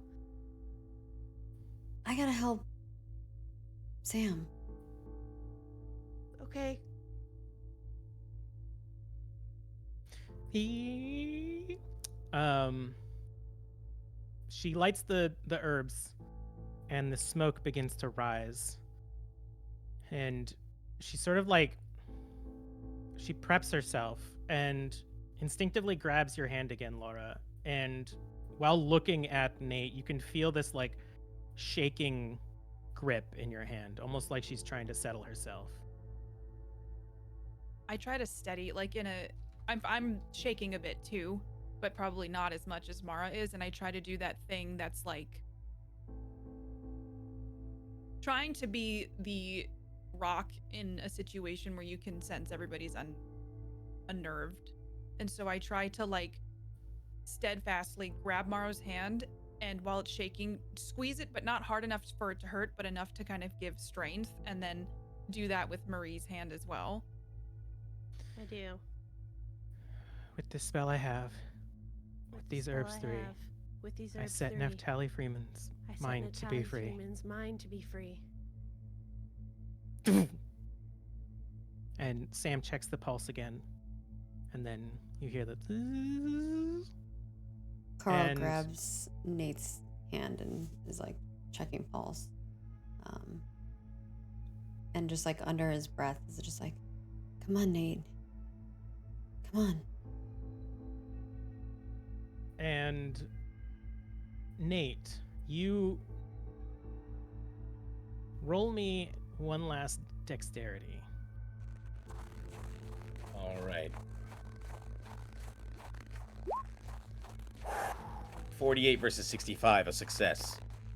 You realize you are no longer running on a trail. You were essentially following the slope of this mountain, which has gotten snowy and cold as some of these trees drop a deluge of snow that sort of buffets you, and you continue through. You are getting down the hill slow and steady. Every time your view is opened to the lake, you can see that it is now frozen over, and the storm has picked up again. And there are lights in the windows of the almost rectory that sits on Union Island. And you can hear still the guttural sounds of what was once Henry, and the crushing strength of the spiraling creature that has been following you. But you manage to keep your footing. Sometimes you fall, but in that way that you sort of slide down a hill, and then as you get to the base, you keep your momentum and keep running. And as this ritual is performed, the two of you, Marie and Laura, feel it not call for magic from you. You get the impression that Mara is attempting to carry it herself. I want to try and forcefully use a little bit so that she's not like dead. Let me just check something real quick with Mara. Wherever I put her. Oh no, Mara doesn't exist anymore. Oh no!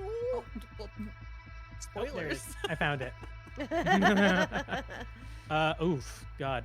That's gonna be a hard power. Can I Okay. also try to forcibly, if You I'm can also- noticing that? You can Okay. also attempt a hard power. 11 Oh. versus 37. Ooh.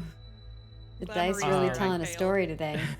Laura, this is the third time that you have, maybe fourth, including the one that was performed on you. It is, it's like trying to do that final set after your break set. But Marie, you're coming into this fresh, and you feel this young woman next to you attempt to drain herself to bring your friend back, and you pull that off of her. You may, and I mention this only if you wish, in lieu of having enough magic points to cast a spell, you can begin offering hit points. How much of this spell are you going to take from the 12 that is needed? I'm gonna spend 4 magic points, and I'm gonna push myself further to spend 3 hit points. So I take Alright. 7. So she only has to do 5. All right. And as you do this, you can feel everything being sucked from you. All of the power that you put into this spell, and then it takes more, and you can feel this pain sort of wash over you, feeling more like a physical weakness rather than a spiritual one. And you feel you feel Mara tighten her hand on yours as she reaches over, and like let go and grab onto your arm and says, no, don't. It's too late. This spell I have, with these With herbs the 3. spell I have, with I these set herbs 3. Naftali's Freeman I set mine to be Naftali free. Freeman's mind to be free.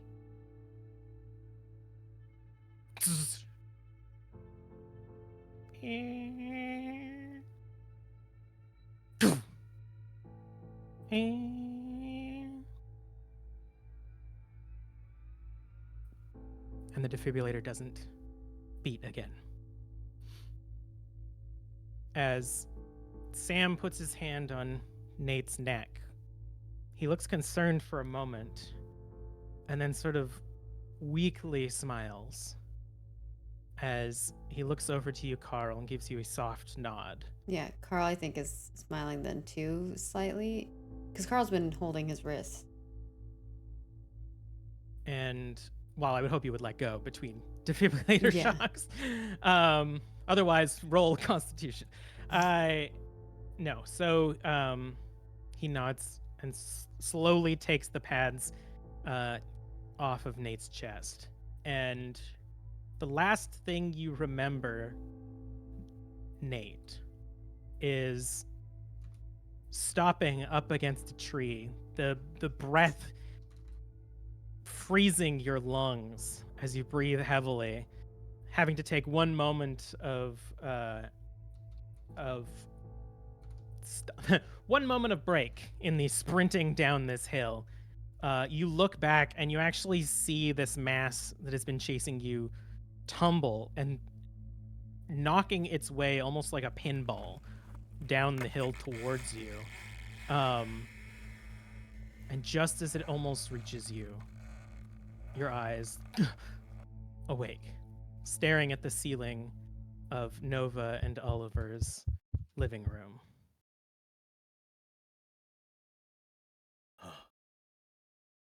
I'd like to look around from side to side to see, do I see my friends? Carl's holding your hand, I think, at this point then. And Nate, you heal for, oh my God, you heal for 1 hit point. Oh my God. You are not unconscious.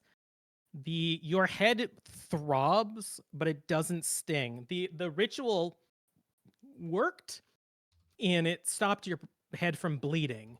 But 1 hit point isn't necessarily going to cure all of the various things wrong with you right now. So you are in a tremendous amount of pain, but you are conscious, and your chest hurts. I don't know if anyone's been defibrillated before, but I hear it isn't fun. Yeah.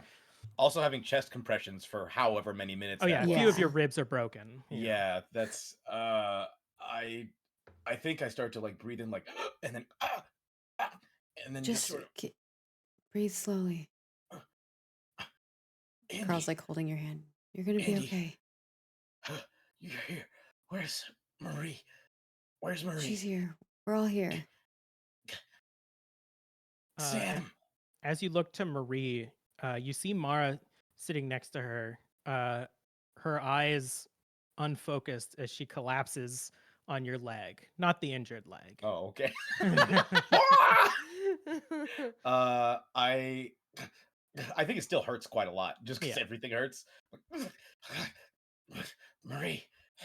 I think Carl turns his attention immediately to Mara. She just collapsed and on Nate's knee and kind of lifts her back up and is like, Mara, and just like is like holding her and trying to see if she's okay. She is non-responsive, but you can see almost when somebody is blackout drunk, like her eyes are moving and she is Yeah, he, like, breathing, looks but she around. is not able to keep herself up or talk at this point. Now, I am concussed, right? Like, by medical death, like I was hit hard enough to be unconscious, so I must have had some sort of severe concussion. Here's what I will tell you and how you feel mentally right now. You remember the entirety of that dream vision. And same with when you were in it, you remember up to the feeling of wanting to go to the waterfall and protect your friends. But you are able to form thought and talk, and something about that second spell has made you again. Okay. I say, Marie, Laura, Sam, I, I saw, I saw, I saw Henry. I saw, he's, he told me we have to go to the witch. Maybe she could help the town. You They can't go wanted, anywhere. You need to rest. then you need to go to the town, to the witch. The town wants to take us. It's not just the town. I think it's the goddess. I think it's the goddess. I think she wants to take us. I don't know why. I think she took Ben. Nate, your head was hit. You need to calm down. I saw Henry. Sam, where's Dr. Samuel? He like leans in and you see his face. Didn't see Henry. You had some sort of nightmare concussion. Just He listen made to a him. mistake. He said he made a mistake. No, He said to tell you he made a mistake. He looks angry and he stands up. And I don't know if anyone's going to be able to stop him, but he will step out of the circle into the living room. Just I mean, he stuck his arm out, nothing bad happened, but it depends on how quickly he moves. I think I might try to just like grab his leg or something as he's trying to step out. Give me a strength. Okay. Oh, I gotta take it off hard though. I can do a regular roll on this one, right? Actually, let me check his strength. So the way that it works, rolling against somebody that I found is that you can take what they have, what stat they have, and then that determines whether or not it's a hard one or an extreme one. So his strength is 65, which is above 50, so it will be a hard roll. Dang it. Okay. Failure. 88 versus God. 30. Also the fact that you are exhausted from these spells. You sort of reach out and your hand grabs, but like easily drifts I think past. Carl just says, and Carl's not good at fast talking or anything like that, so that's not really, he's not going to probably accomplish much. But I think Carl just says, as he's like holding Mara in his arms and like looking at Nate, saying these kind of crazy words. But part of Carl has seen some weird visions. Carl just says, I know it sounds crazy, but Samuel, maybe some of this is something is happening here. Roll fast talk. He's I not have a 5, particularly not good. he's not particularly adept at psychology, so this is just a normal roll. I'm adept at psychology, but not at fast talk. I'm good at persuasion. I think despite both of your efforts, he walks out, and you get the sense that 74. mentioning Henry, he has gone into like a focused, walks out into the living room, and standing now next to the coffee table with Liam between him and the rest of you in this circle, you see him genuinely angry, and he says, listen, I've put up a lot of shit tonight. I've seen a lot of things that, honestly, at this point, I don't really care to explain. And short of physical assault, I thought maybe everything you were saying was correct, but I am done. And I apologize for your friend. I apologize for everything that maybe has happened tonight, but I have done everything that I'm willing to do for you. So I'm going to leave. And I would kindly ask that you don't stop me. I'll leave my first aid kit in case anyone else wants to attack their friends. And I'm out. I'm fucking out. And he just begins walking for the front door. Can I tell that he's clearly been triggered by something? Give me a psychology. Okay. Carl thinks it's Henry for sure. 51 versus 10. Fail. Probably all the things he's seen tonight. And all the things he's seen tonight. Can I ask, does he seem to be responding to the phrase "I was wrong," or just that I'm saying that I'm mentioning that I saw Henry again? He seemed to respond first, like confused when you said you saw Henry, and then visibly angry when you said that he said he made a mistake. Why are you so mad? Just He's not. He doesn't like. He's walking away now. yeah. Can I try and remember? Oh, sorry. Go ahead, Laura. Oh no, I was just gonna say like I just so tired at this moment that he just kind of like puts a hand up and then just kind of like sets it down next to myself. Marie, you haven't really reacted yet, so I'll give you one reaction, but I think everybody else is attempted. Oh yeah. Mhm. I'm gonna try and remember the Hippocratic Oath so that I can quote it to him. Specifically, I looked it up, and there's a specific line that I want to say, if I'm able to. I'll say you remember it, and we'll call it a fast talk again. Okay. I say, I will remember that I remain a member of society, with special obligations to all my fellow human beings, those sound of mind and body as well as the infirm. Isn't that something that you said once? Roll a fast talk. I'm so close. He stops. Got the luck to spend. He Can you stops. spend the luck? You could if you want. How much is that? 13 points? I'll have 20 left. I think it's kind of critical to have a doctor with us. So. You have a doctor around. Yeah, after that 100, no one thinks that I'm a doctor. I have a 70 though. It's just I rolled bad. I do believe in Carl, but this doesn't have to do with not believing in Carl. This has to do with we need all the help we can get, and we need to stay united. Also, if we split up, having 2 doctors. Yeah, I'm gonna spend 13. Oops, sorry, that was me trying to edit. Too bad that wasn't my roll. I'm gonna spend the 13 luck points. As you say that, he is like still walking, and he gets to the door and opens it, and you hear the whistling now of the wind outside. And as you finish, that's the only sound that fills the room for a while. And other than the tick tick of the door being opened. And then you hear it slam closed. And from where you're sitting, you can't see the front door, Marie. And then you hear heavy boots walking to the entrance of the living room. And Samuel, face bright red, eyes glistening a little bit, looks at you and says, "Fuck you."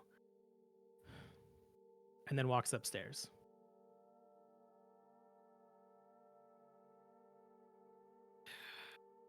I'm sorry, Nate.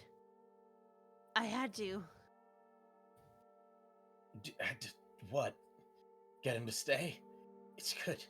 It's good that he stays. I think she might want him to. Henry Hit said, you with a frying pan. "What? You weren't you. There was something inside of you. I could tell. What are you talking about?" We had to do rituals on you, but what did you see? I,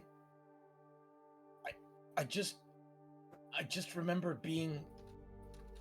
I remember praying, and I knew that we had to go to the waterfall, and then I was at Ben's house. He had a cottage, but it was like 1,000 cottages put together. It was like the biggest cottage I've ever seen in the mountains, and I was there with Henry. It was the other me. Remember the one where I think we were married, and Ben had invited us to be there, and he had gone to get Andy.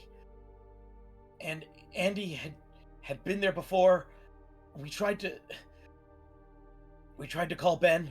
He didn't pick up, and then Henry said that you and Laura were coming, but that you were at work, and that Ben had invited us all to come to his house, and that you were gonna be there soon, and we tried to call you, and then Henry told me not to, and then I think it's some other world.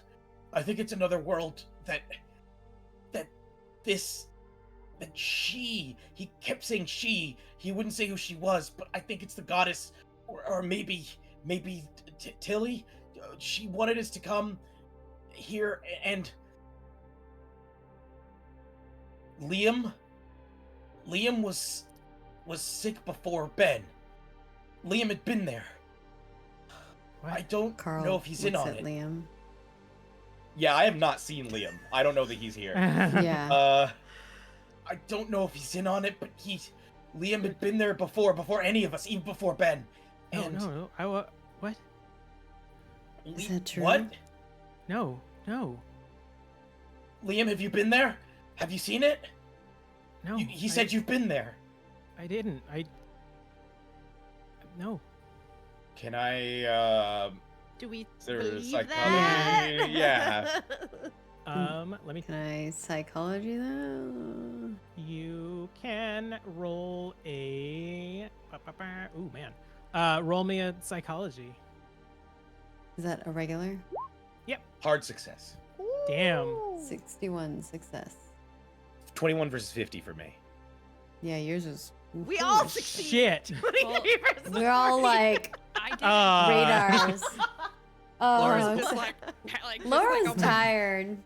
Laura's about to fall Uh, over like Mara. Yeah, Mara's sort of like drifting in and out. Laura, I believe that you would also know to like open the salt circle while they're doing this. So yeah, maybe while not. they're talking, I'll get the salt circle open so that it's safe to leave, unlike Dr. Samuel. Liam looks.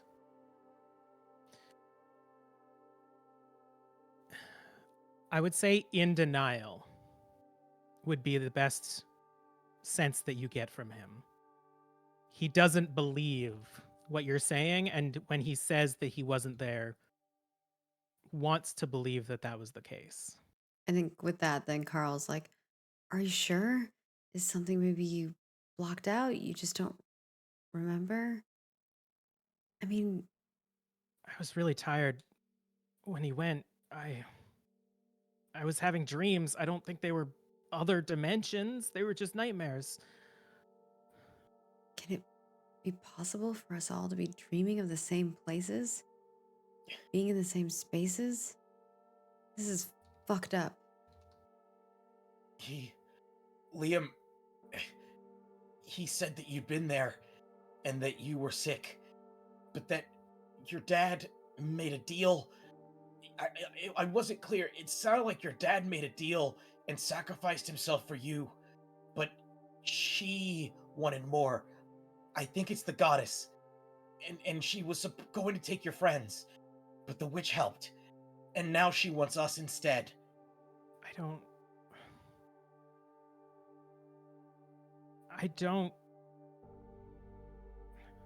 don't want to believe any of this. I didn't like the town has stories of,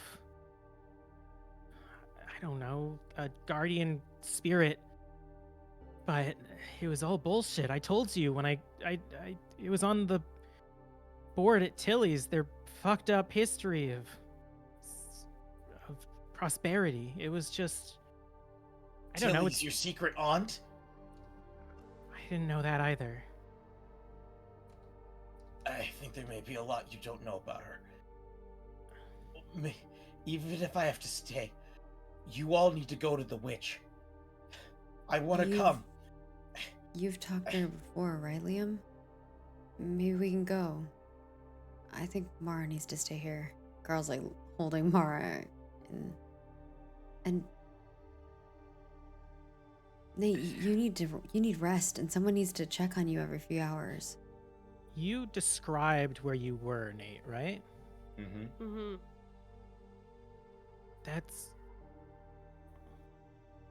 That's my dad's house. You were at my dad's house, Nate. Yes, I know. Henry's dead. And you didn't see him? No, he had left. He went to go get Andy. Andy didn't want to be there. He had been there before, but he tried to leave. And I need to go check on my dad. I think. Okay. Wait, I think wanna go whatever with she is, she doesn't want us to leave. I think when your dad tried to leave, something happened to him. I think maybe he got transformed into something horrible. I don't know Okay, what, well- but I think I heard him scream. Maybe a couple of us can go to your house, Liam, and then a couple of you can go to the lake. Are you guys okay?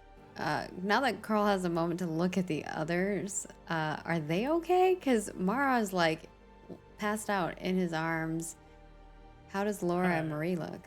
Marie looks similar to how Nate did when he walked into the room, sort of like gaunt and dark lines under her eyes. Also not the fact that she was also burholed a while ago, still like pale and sort of a little blood drained.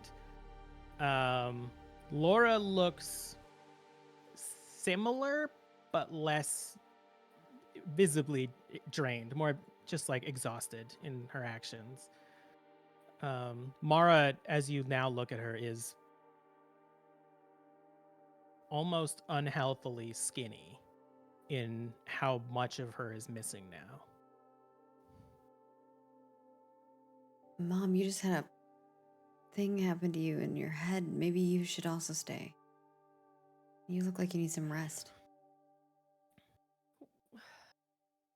If we split up into 3 groups, those of us that stay here to recover could also try and speak to Nova and Aurora. They had information, I think, On what?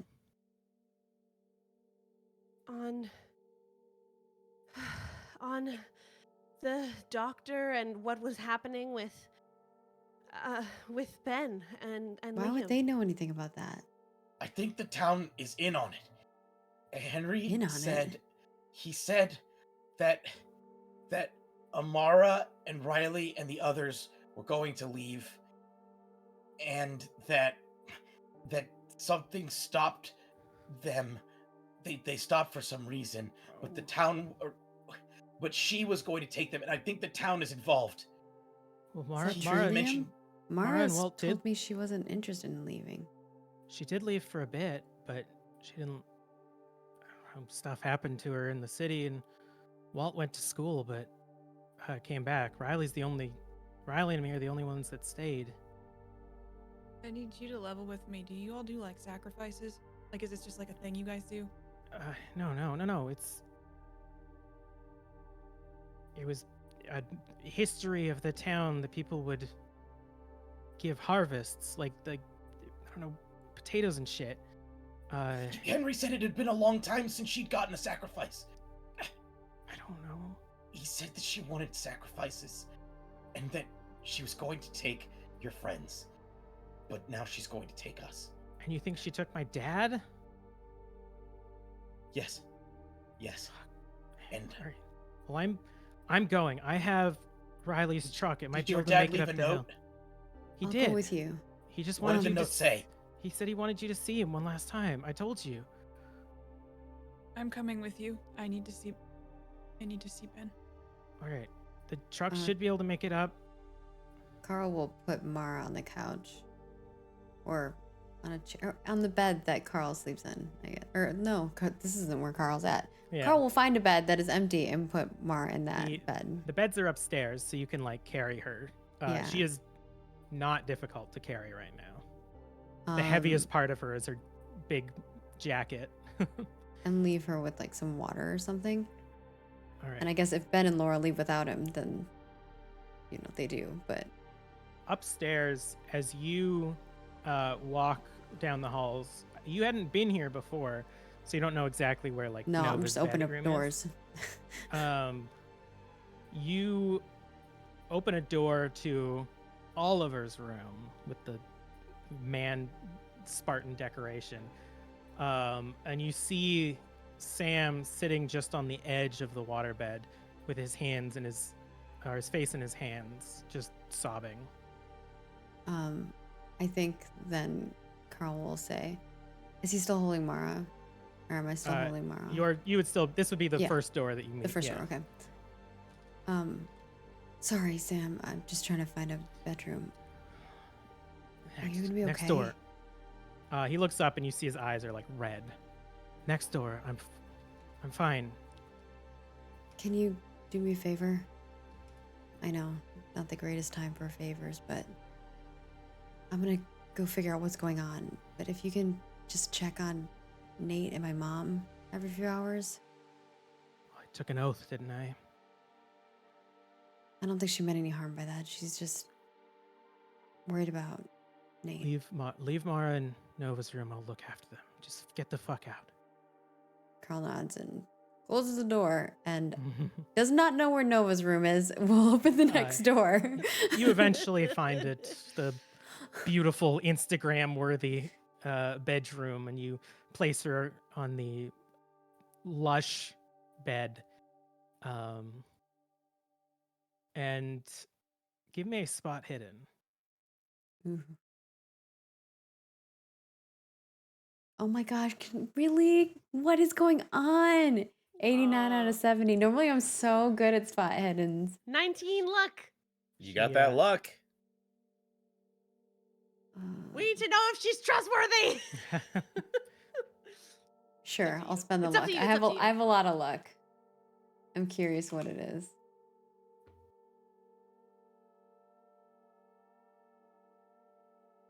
As you lay her down, you see her. It almost looks like she's just like holding her chest for a moment, but you see her like very weakly trying to unzip her jacket. Carl just be like, let me help you with that. And he will gently try to unzip her jacket. And as you do, she says, "Right pocket." Inside the jacket? Like weakly shakes her, like nods her head. He will feel in there in the jacket, trying not to touch her inappropriately. And you find a wooden block, a rectangular wooden block that has carvings that you don't recognize, and a very worn yellow paint that's sort of chipped in places. What is it? And before she can tell you, she collapses into the bed. Carl will check her really quick. Is she still breathing? Yeah, she's just incredibly drained. I think he just lifts the blanket, puts it over her, and like touches her head, and he's like, "I guess you want me to have this?" And he'll put it in his pocket No response. and go downstairs. As you get downstairs, Liam has like fully put his jacket back on. He's still nursing his hand, which he sort of like flexes and shakes a bit. Oh It yeah, is- from when he punched him. It is like swollen and purple now on his knuckle, and you would guess that he had broken his hand. Laura, what are you doing? I'm going with Liam. just kind of in zombie mode, just gathering my stuff, grabbing my phone for the first time. I think, and like just tapping the screen and checking what is on it. All right. And Marie, what are you doing? Marie is thinking, and I'm gonna like cradle Nate's head in my lap and say, I know that we're both not in a good spot right now, but I think our best chance is to go and find her. I think we have to talk to her. Yeah. I agree. I think maybe she can help. I'm so sorry. There wasn't anything else I could do. I'm sorry. I'm sorry that I couldn't protect you.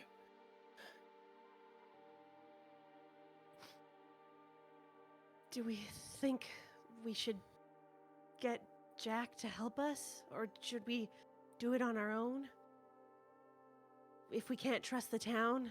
I think we should go there as soon as possible. We don't know who to trust. Okay. I'll go check in with Dr. Sam.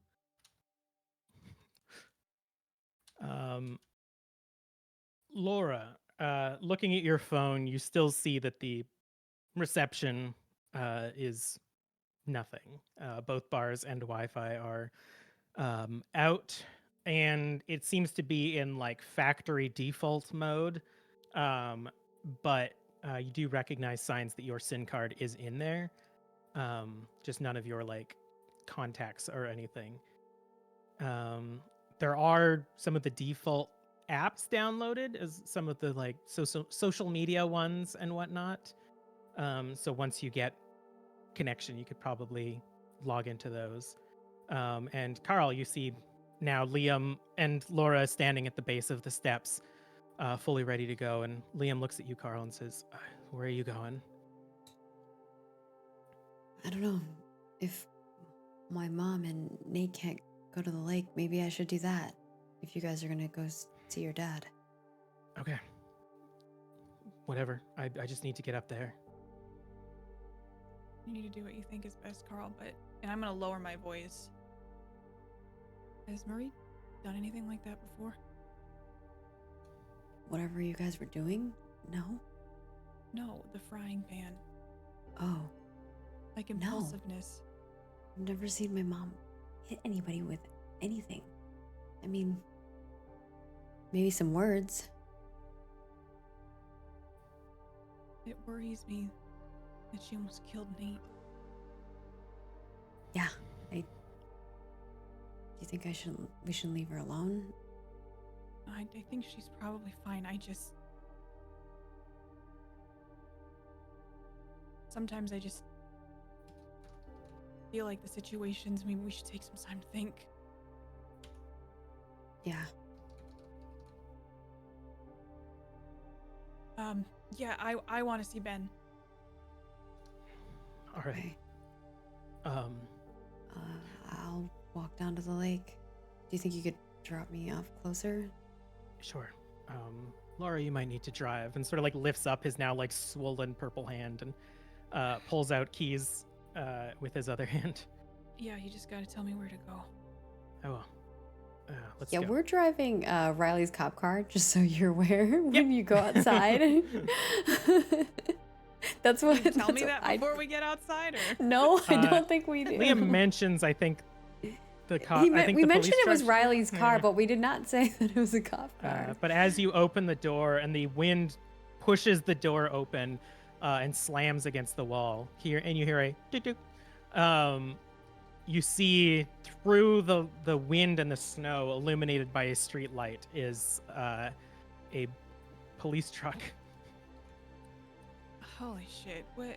I don't care. And I'm gonna walk over and get into the driver's seat. And one of you manages to get the door closed from the wind. And I think it's head- Carl. All right. The date is Friday, January 6th, 2023. The time is 5:14 p.m. as Laura, Carl, and Liam get in the borrowed police truck. Marie and Nate, you're sort of still recovering in the living room right now. Nate probably still lying on the ground. Dr. Samuel Marcelli crying up in Oliver's room. And Mara out cold on Nova's bed. Driving through the snow is disorienting, to say the least. You see remnants of recently plowed street, probably within the last hour or two. And as you make your way to the end of the road, facing towards the beach that you had seen Maureen standing with the sack. I think Carl stares out at the lake for a moment, just kind of like not saying anything as he's remembering that night. You hear the of the turn signal as Liam stops you, Laura, and looks back to you, Carl, through the black cage of the police car and says, your best bet is to go down to the docks. There might be snowshoes there. There's a old fishery or something, an old building that hasn't been used in a while. They might have some equipment you can use. Okay. I'll look Zaman for that. will be standoffish at first. She doesn't really like people. Just tell her you're with the coven, and she should be nice. Okay. Carl will pull down their hat a little bit further and pull up the hood from the jacket and zip it up all the way and like try to encase the heat that's from the car in and put some gloves on and look at the two of them and kind of look at Laura. Be careful. You too. And he just kind of looks at the two of them, gives you both a look of like concern and unknowing, like what is happening, right? Like what are we doing right now? And gets out of the car and shuts the door. The door is locked. And Liam looks back and gets out of the door and opens it from the other side. Of course. Oh, It's right, police car. right. And lets you out. And closes the door and looks at you, Carl, and says, I'm sorry. If I had known any of this was going to happen, I would not have called you that night. Yeah, it's fine. Look, if you have a painting of us, not of me, but like my mom and her friends, if you can give that to Laura, if there's one in the house, that would be awesome. Liam like opens his mouth a bit to maybe protest and then nods and then points in the direction and like winces as he points with his dominant hand towards the dock and opens the door and hops back in. The cold buffets you, Laura, as the door is open, and he says, all right, right, most of the road should be paved up until we get to the road up the mountain. It might be a bit of a trek, but seems like we got winter tires on. Yeah, I'd hope a cop car could get where it needed to be in the middle of anything. Here's hoping. And you turn right towards the mountain. I'm gonna Carl. look at Liam. Oh no, Nope, you go go. ahead. Sorry. Nope, go ahead. I was gonna look at Liam. What do you make of all of this? And as you drive, the wind and the snow buffeting the window, the windshield wipers going as fast as they can. He sort of like rests his head up against the cold window, and looks out towards the mountain. I don't know. I 3 days ago I was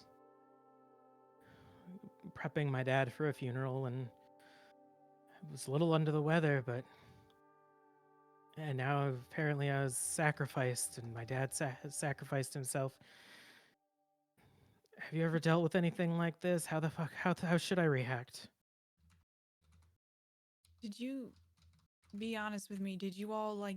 Did your father do this stuff a lot? And he doesn't respond for a second and then he turns, sort of taking his face off of the window, and you can see like a bit of moisture on the side. And he looks at you, and that momentary sting of Ben looking deeply into your eyes hits. And Liam just shakes his head and said he didn't like supernatural things. He didn't like horror stories or ghosts or rituals, and I don't know, he was just a person. I couldn't even get him to watch like scary movies. He used to love scary movies. I can't see that. No. How much did he tell you about us? He told me as much as, well, I think as much as he remembered. I had these visions of this mountain of a man skating like a swan on ice, and a hero, a fucking superhero of a friend holding you all together. He didn't like horror, but he seemed in awe of this, I don't know, this queen of the night, and just the most beautiful person he'd ever met, inside and out. I love your father. He loved you too. I never stopped. This is all too much. Like, I don't know if your father was taken too soon, and like the what ifs and what could have beens, and this place is cursed, it feels like. I'm getting that impression. I thought the Coven was a fun little just alt thing that I did with my punk friends, but you're telling me that there was something to it? There is. And that's... Your dad used to be interested in these things. There was a time.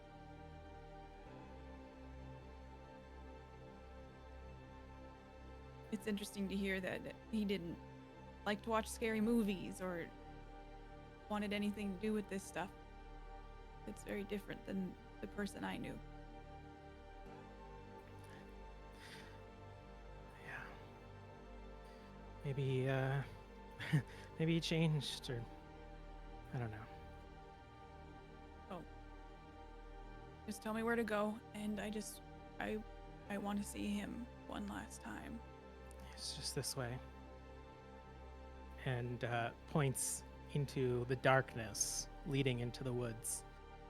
As you see a not dirt road, but definitely a less maintained road as the snow sort of gets thicker.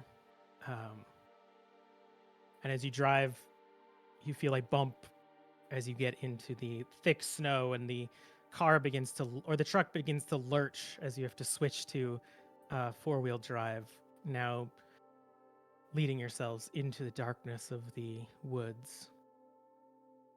And oh, go ahead. I was gonna say, this isn't how Marie normally is, or Nate, or myself. This place is changing us, and it's coming from a helpful place.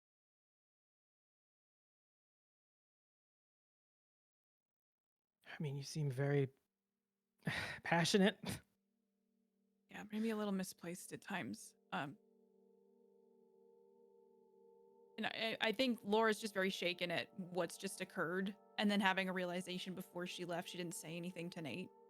She just kind of got up when you said, like, oh, I'm going to Ben's house, and just was like, I'm leaving. And I don't know what else to say. None of this feels right. I'm sure once we figure this out, then I don't know. We'll figure it out. I just want to send my dad off and maybe get out of here. I hear Seattle's nice. Yeah, you should come visit. And there's like a little bit of like listlessness in Laura's eyes when she says that, with like almost a belief of, I don't know when I'll get back. He looks over at you. Give me a psychology. Okay. And 30 out of 10. I don't. Can I push it? Versus 10? No, that's a bad idea. No, do what you want. I'm just like, ah! I was also looking at my luck, and I'm depending on. I think I might spend some luck. All right. I was going to warn you that I you spent are. that 19 luck. I was like, ooh, it's a lot of luck, but sometimes it's worth it. I was going to warn you that your attention is very much Yeah. split between staying on this road and navigating the woods. We just careen. Yeah. off the cliff. We'll never get to Ben's place because you crash. But if you want to spend your luck. I'm gonna spend 20 luck to make this a success. I'll tell you, it's a good one. Okay. You see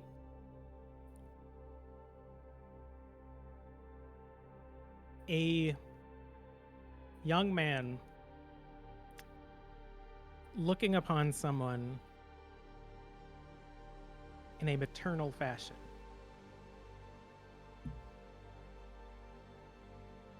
And he looks like he wants to say something, but just doesn't have the strength to do so.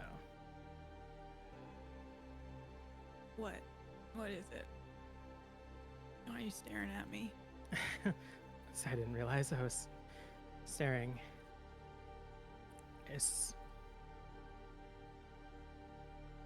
never knew my mom.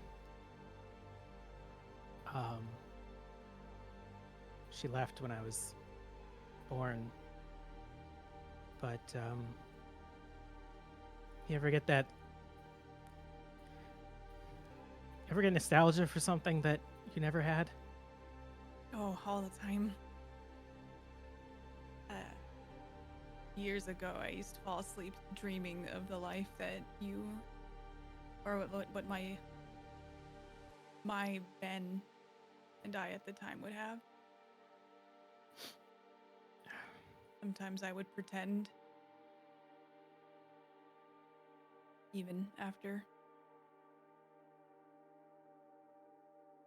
We're in this together, Liam. Yeah. I wish I could have reached out and told you where to find him, because I would have loved to have met your mother. I want to see what person Ben ended up with. he doesn't really talk about her. Not like you. And then just sort of like looks off into the woods, and you hear him hold back, sniffing, and sort of wipes a tear from his eye. Can I safely reach over? Do I need to roll for this? And grab Liam's hand? For the cinematic of it, I will let you. You are fighting up against like rough roads, so I'll say you can like hold on and then grip his hand for a brief moment. I'll squeeze it and then have like you know how people do the double squeeze, like I'm gonna let go and kind of do that and put hands back on the steering wheel Yeah. with like Um, the idea of like I gotta keep this kid safe. And you continue off through the now increasingly dark as the sun is going down. Yeah, I think it would be getting dark now. Carl, you stand in the road, buffeted by snow, holding back this like chill that is trying to break through your clothes, and you have a direction and a goal in mind. Yeah. Carl will go down to the docks, look for the snowshoes, and look for a fishery. As you walk down the street, there is nobody out here now. The wind is oppressive, and the only respite you get is when you can get behind a hedge or a building that is on the opposite side of where the wind is coming from, enough to catch your breath against the chill. And you see where the beach is, where you had found Maureen. Along to the left, there is a archipelago, a small one, with a few very decrepit-looking buildings, as well as a dock jutting out into the ice. You had seen it momentarily while running from your father in the vision, but now you get a full view of it, and can walk towards it. Again, no, I'm not going to make you roll for it. You did bundle up quite a bit.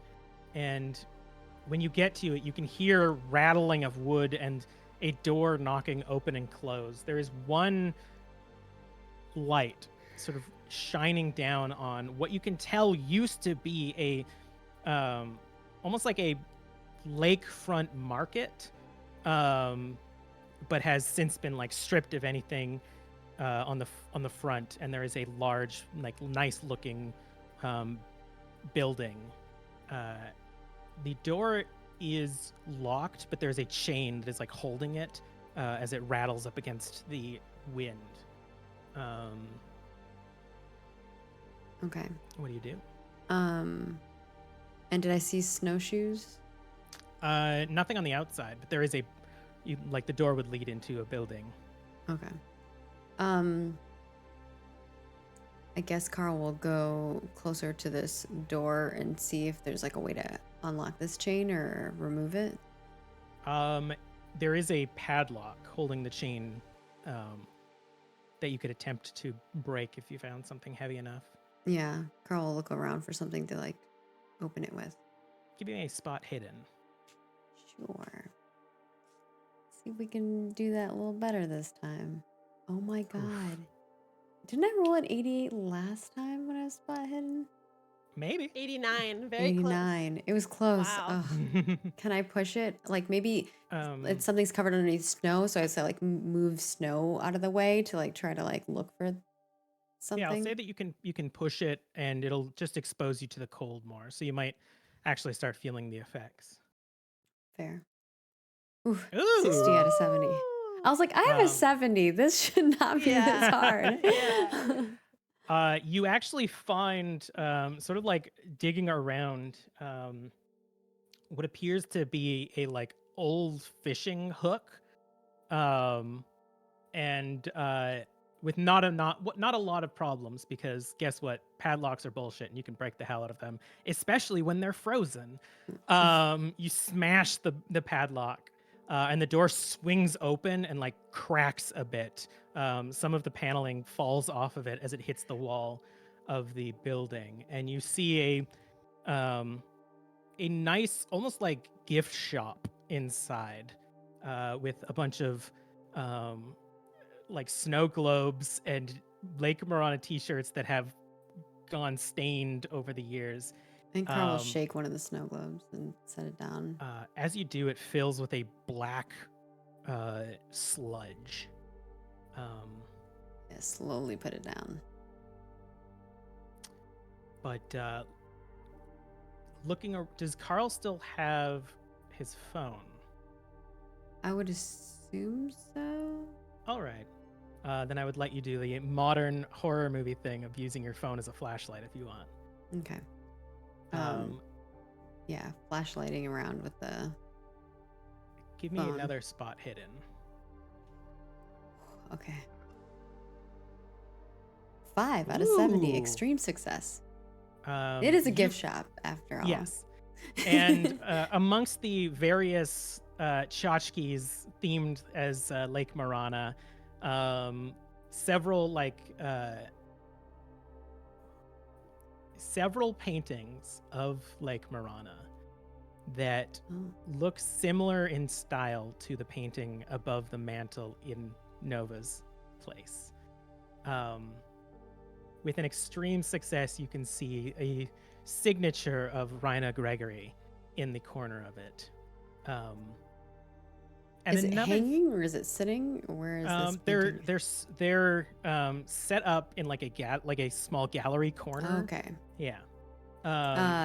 Are any of that, are they just pictures of Lake Morana? Are there any with Yeah. people in them? There's a few with like a couple standing on the pier, and then a shot of Union Island. There's paintings of the mountains and stuff. Anybody that's in it are like silhouetted. Mm. And with an extreme success as well. How you've said in the past that Andy and Marie took Carl to like go to the lake and go to like probably RVing and stuff into various Yeah, places. like I imagine we went camping a lot and did like a family camping trips in the summer and stuff. There's a recognizable lack of indigenous imagery in this gift shop, which is an incredibly strange thing for a Canadian gift shop to not have. It seems intentionally so. But regardless, with all of that information, you also find up on the wall like modern carbon snowshoes, probably for sale. Carl just grabbed the snowshoes off the wall. Is there any other equipment here that would be helpful for me? Like sometimes like cross country skiing stuff, can be helpful. Yeah, you find there are like poles. There are it wasn't a ski resort, but there is cross country skis, not downhill ones. There's also more like jackets and toques and whatnot. If there's one that looks warmer than what I'm wearing, Carl will swap it. The like plastic exterior is a little crunchy, but it is definitely hardier and has a goose down lining. Okay. Yeah, I think Carl gears up to make the trek across the lake, like cross country skiing across the lake. You fully kit up, and Are the paintings all large paintings, or are some of them small?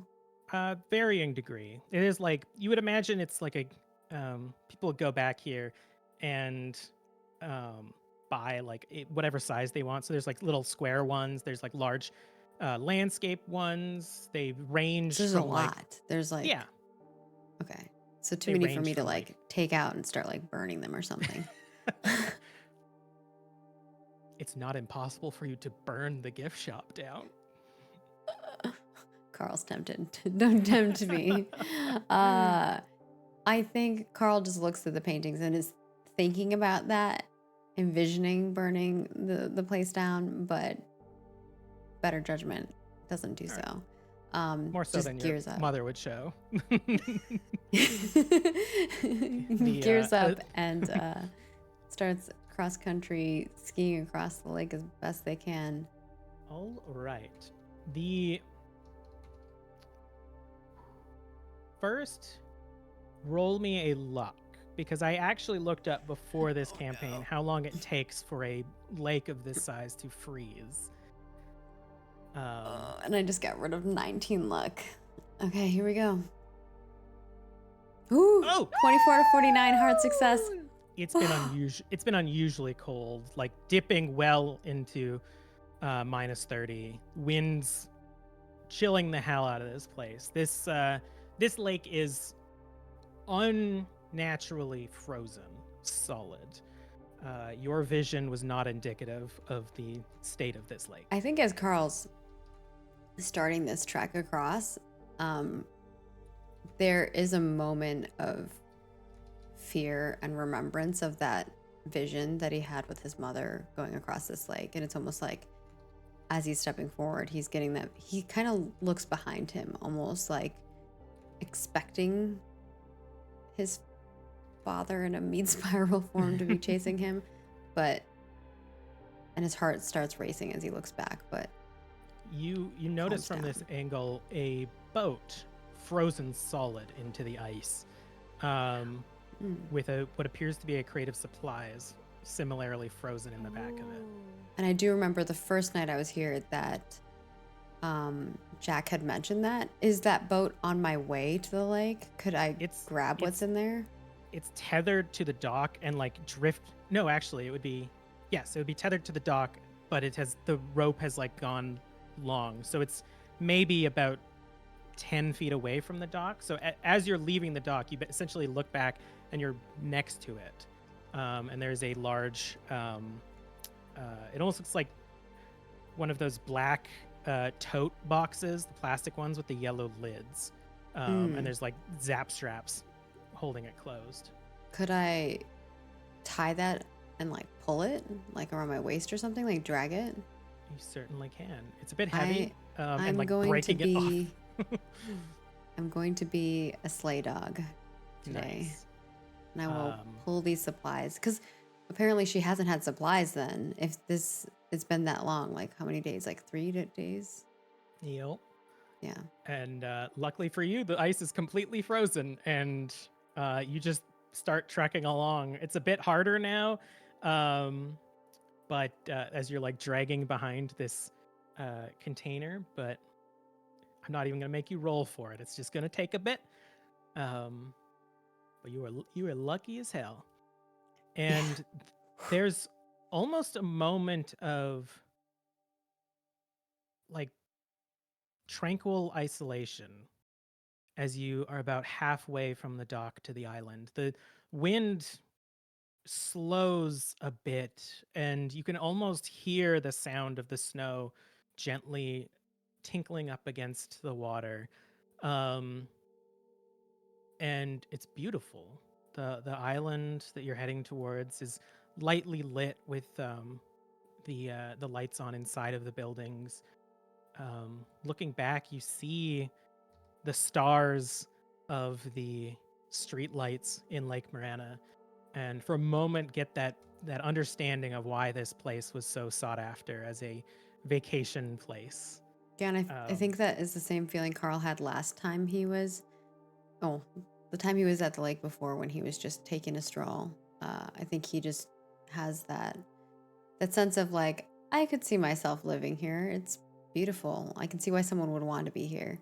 But then he's also remembering the body parts running across the lake with his mom. Like it's like a mash of like what is beautiful and kind of horrifying at the same time. Mm-hmm. The juxtaposition of this place has been ever present since the moment you stepped into Tilly's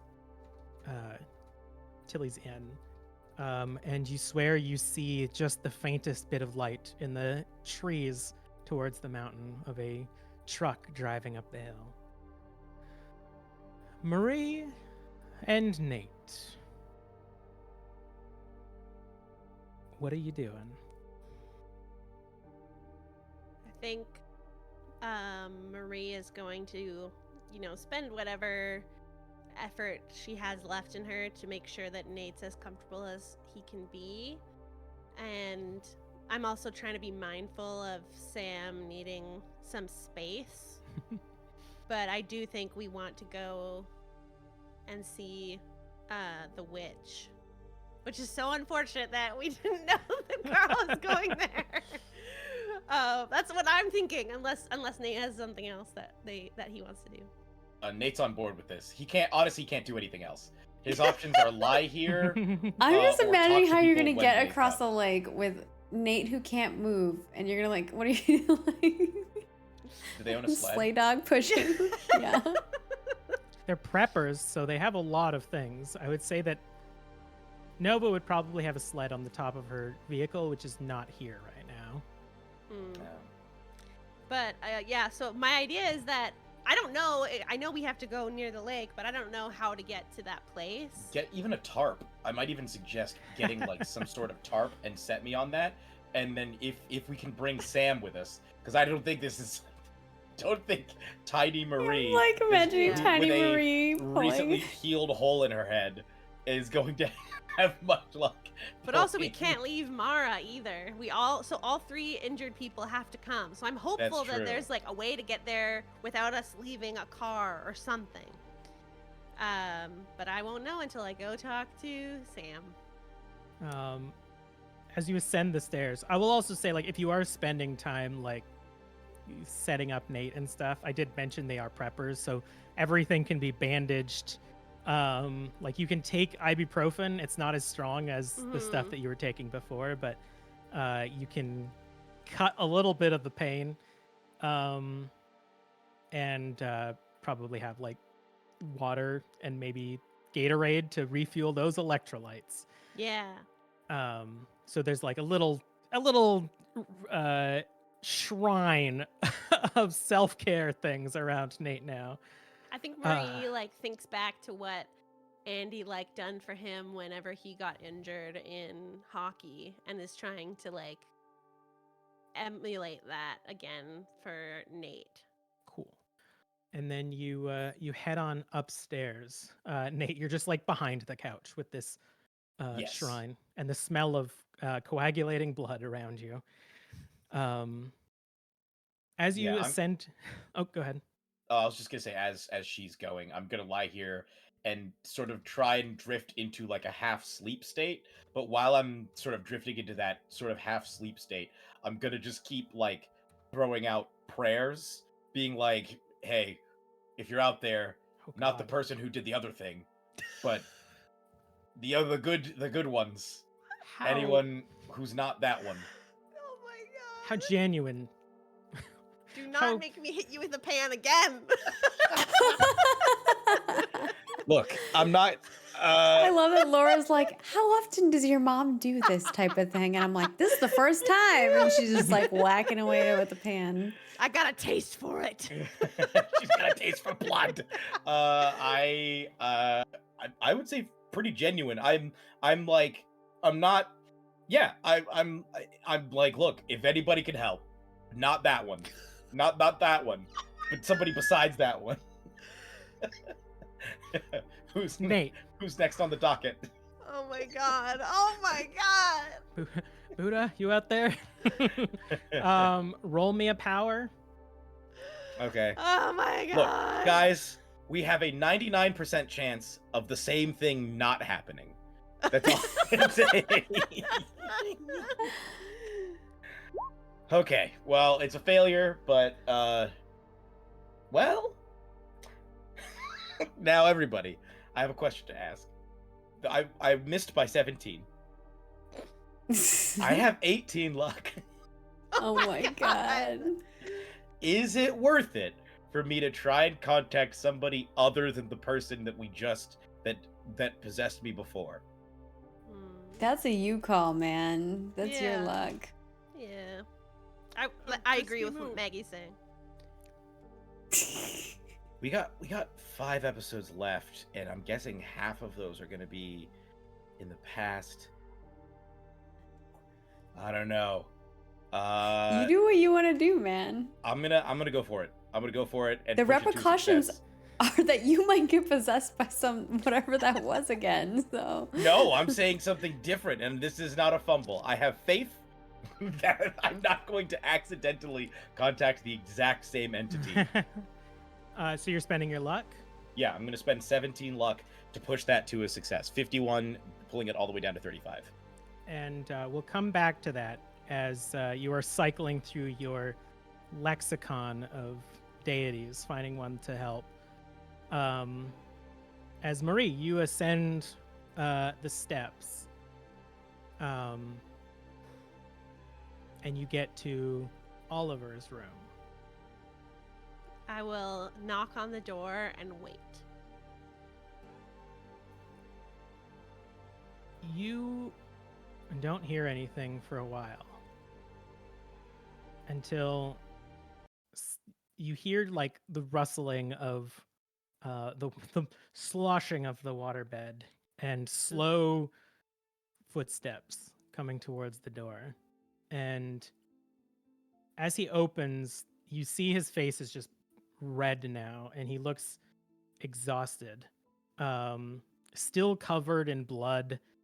His like oversized, poorly maintained overshirt, and his like somewhat bagging pants. He has never looked older since you've seen him. This is a man well into past his middle age. Hasn't had anyone around to help him learn how to maintain himself, and it's basically just been existing for the last 20 plus years. And he doesn't even say anything. He just stands there looking defeated.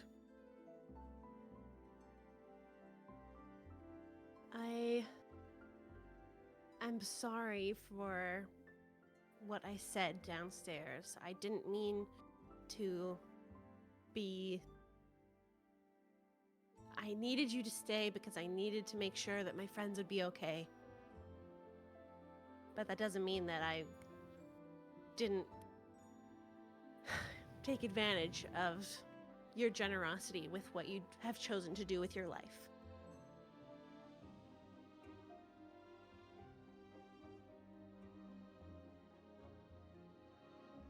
Where are we going from here? I was talking to Nate downstairs, and we were thinking that in the next hour, we should probably go and see Miss Zaman.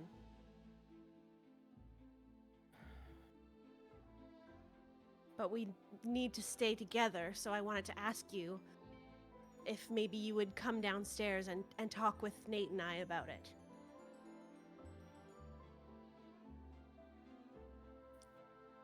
Roll me a persuasion.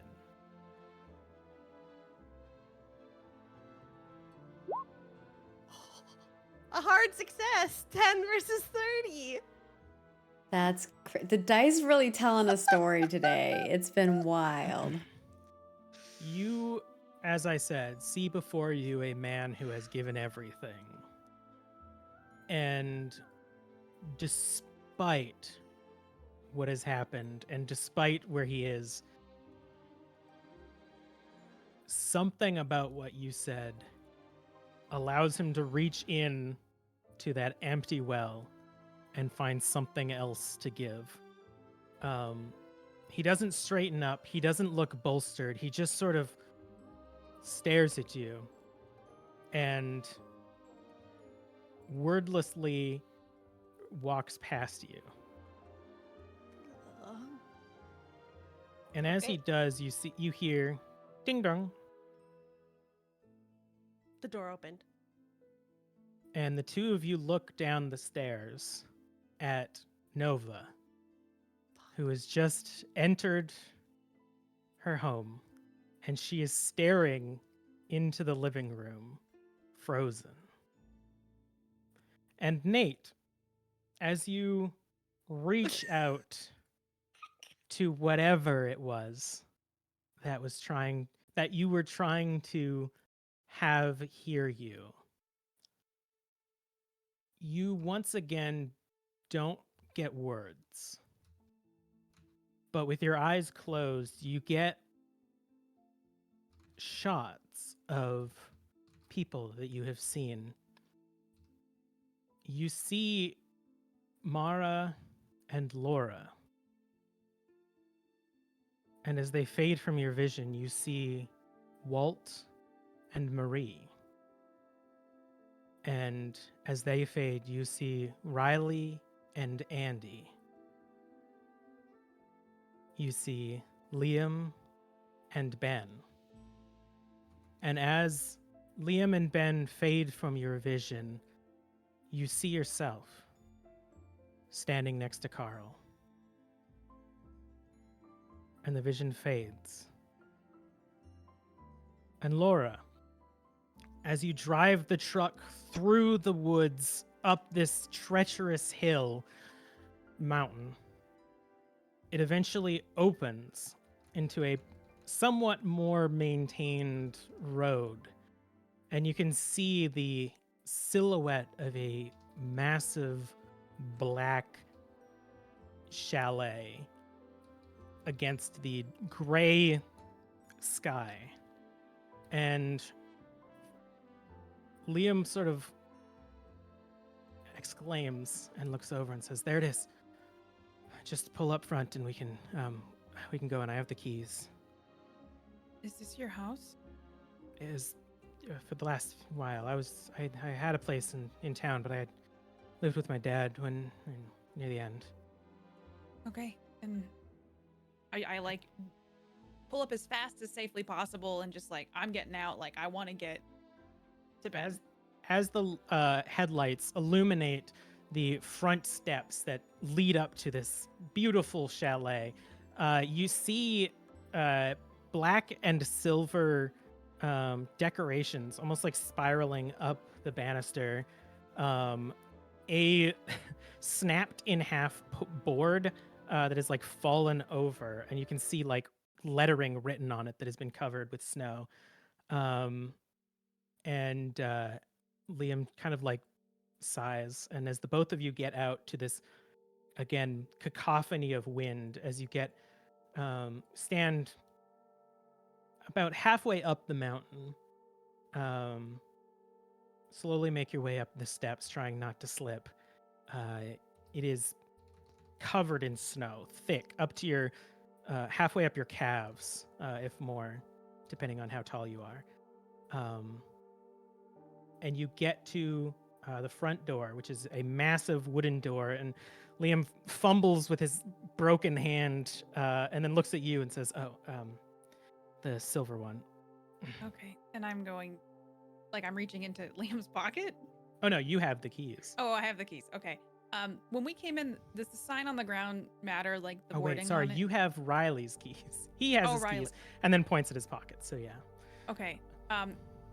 Before we get to the door, can I read what that broken sign said? It said, it basically mentioned the celebration of life for Benjamin Thorne. Okay. But it had been broken and sort of windswept at this point. Okay. I can tell that it was broken by nature, not by hoodlums or something, Yeah. right? Okay. I'm gonna go up the stairs and I'm gonna not inappropriately touch Liam, but grab the pocket and get the keys out and then just go through them and get the silver key and put it in the door. And as you open it, it takes a bit. Both of you have to he pulls with one hand, and the both of you eventually open it, dragging the snow, creating an arc. And it is as cold inside of this building as it was outside. And as you step across the threshold, the wind almost stops, but in that way where you know that the wind is still happening around you, but this building is blocking it. And Liam points towards the wall where you had entered and says, "There's a switch over there." Okay, is there heat as well that I can turn on? I can start the fireplace. Okay, I'm gonna turn the switch up on the wall. And as the lights illuminate the space, you see paintings. Hundreds of paintings lining the walls of this cavernous chalet room. And where the living room sort of dips down into this sunken space, you don't see furniture. Instead, you see a table that has been lined with black flowers and beautiful arrangements that have sort of withered and died over the days. And the center of the table is empty. And you see that one of the arrangements of flowers has been pushed off. And the tablecloth has sort of crunched up, and it looks as if it's been dragged. And Liam stands there shocked. What? Why is it like that? He was supposed to be here. Who was supposed to be here? My dad. His body was supposed to be there. On the table? Yes, I set it up so that when we came in, he would be there. I rush over to the table and I start just doing as best of a amateur investigation as I can. Like, I'm gonna look at the flowers that have been pushed over. I'm gonna look at the scrunched up tablecloth, like all of that. Before you do that, you hear in your pocket, ding, ding, ding, ding, ding, ding, ding, ding, ding, ding, ding, ding, ding. I pull my phone out just because it's so incessant. And looking on the front of your phone, you see message after message from Storm. Oh my god. And Carl, as you approach the island, pushing through the wind and dragging this crate of supplies, you recognize the smaller dock that you and your mother had passed in your vision, leading up the bean-shaped island. And the moment that you step on the dirt of this island, you feel protected. And that's where we're going to end for tonight. Oh my gosh. I think we still don't we have like another hour? No. No. This is Do you bad. want another hour? I can go for another hour. I have a thing that I have to go. I think I have the wrong time on my thing. Yeah, I think Oh my like gosh. it's that moment where you know you're in the cold and like the like cold air comes out of your mouth and then you step in and it just stops. I like that. Oh, that's so good. I want to know what the messages are. Yeah. Oh my god. That's such a good cliffhanger. All right. The Well, try cliffhanger. It's never been done before. the try Never even been cliffhanger. attempted. Madness. Whew. You know, and we still have to wait a whole nother episode before we get to know what the messages are. This is offensive. But thank you all for joining us. We hope that you enjoyed it, and if you did, you know, there are a lot of ways you can support us. First and foremost, we would like to thank our sponsor today, or you know, if you're out there and you're able to sponsor a show, we would love that. We're always looking for more sponsors. But today's sponsor is Roll20. If you're curious how we've been doing our dice rolling and things of that sort, which has been super handy for if you need to make a hard dice roll or editing your luck and things like that, it just makes it really easy for you to have character sheets. You can also make custom character sheets for other new games that you want, and there's a plethora of other games that they support already with sheets, which is super handy, and lots of ways that you can link with the API and create even non-dice rolling games. So it's super duper nice. So thank you Roll20 for sponsoring us. And of course, we have merch. You can check out our merch at designbyhumans.com/shop/roll4it. Get yourself a mug or a cozy sweater, because it is that season. It is the season of hot cocoa. And I shall be drinking many of it. Or if you just like your coffee, you know, a little drip like Laura and Andy, you can use it for that too. And of course, we would like to thank our supporter today, Jackson Decay. Thank you so much, Jackson, for supporting today's episode. I hope you liked it. And of course, if we could get some roll up in chat for Jackson, that would be appreciated. If you would like to become a supporter like Jackson, you can head on over to our Patreon and become a legend tier or above. And if you're a legend tier or above, not only do you get to support an episode, but you get to play in a private GM'd game by one of our lovely cast members, which is always a ton of fun. At least we think so. We might be a little biased, but you know, it's okay. People keep supporting, so they must like it. But we also have a whole plethora of other goodies, like the after show that we're going to record after this, which we always sneak in little tidbits here and there that people get to learn. Sometimes some behind the scenes stuff that you guys don't get to see on the live show, things like that. Whether we gain luck back, because some of us might need it, and other goodies like that. We also have Twitch right here, so if you've been watching us live this entire time, we really appreciate you watching us live. But you can also subscribe to us here, and that not only gives you access to the video in advance, but access to some really cool emotes. And if you have Amazon Prime and you're not using it for anything, you can use your Prime sub on our channel. That would be super appreciated. Otherwise, that money just goes to Jeff Bezos. So, decide where you want your money to go. And of course, we do have YouTube as well, and you can head on over there and become a YouTube member and get access to some of those emotes as well. And whether you're a YouTube member, Twitch subscriber, or Patreon supporter, you can get access to our private Discord, where we have plenty of conversation to have after this episode, I'm certain. And we will definitely be keeping our eyes on that.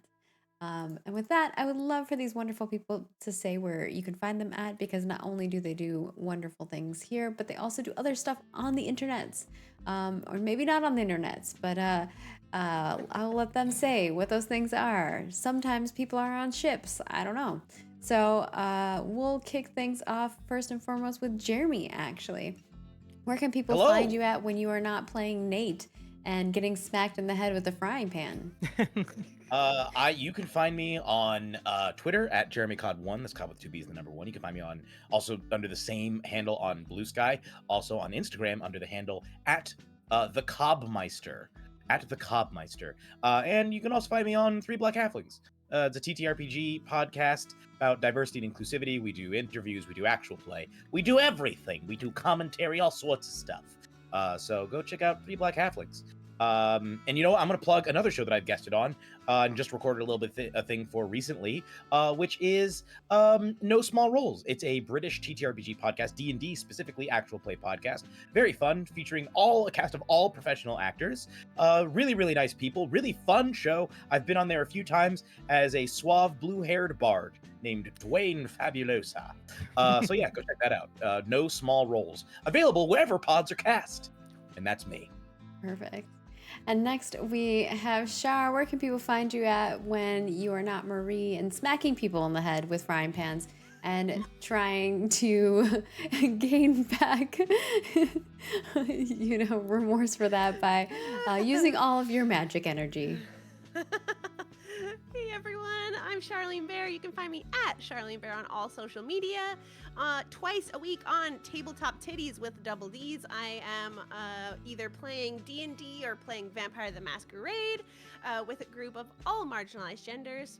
And otherwise, on Mondays, you can catch me playing Baldur's Gate 3 on Casual Quest Live with the lovely Jeremy Cobb and my lovely partner, Kelly Wright. That's it for me. All right. Next, we got Katie. Where can people find you at? I'm assuming you're petting a dog right now, and I'm very jealous. I'm leaning on my leg, so I'm like trying to pet her. Katie's not losing their back.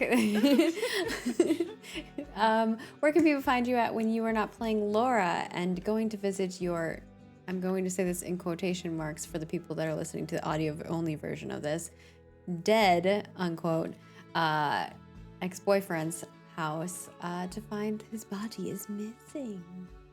I'm nervous about all of that. Oh boy.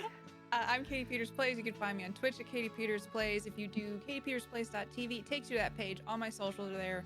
I have 2 podcasts. Katie hasn't seen that. And Quantum Drive, which is about the Orville, and Katie hasn't seen that. Season 3, I've been editing furiously and should be coming out in the near future.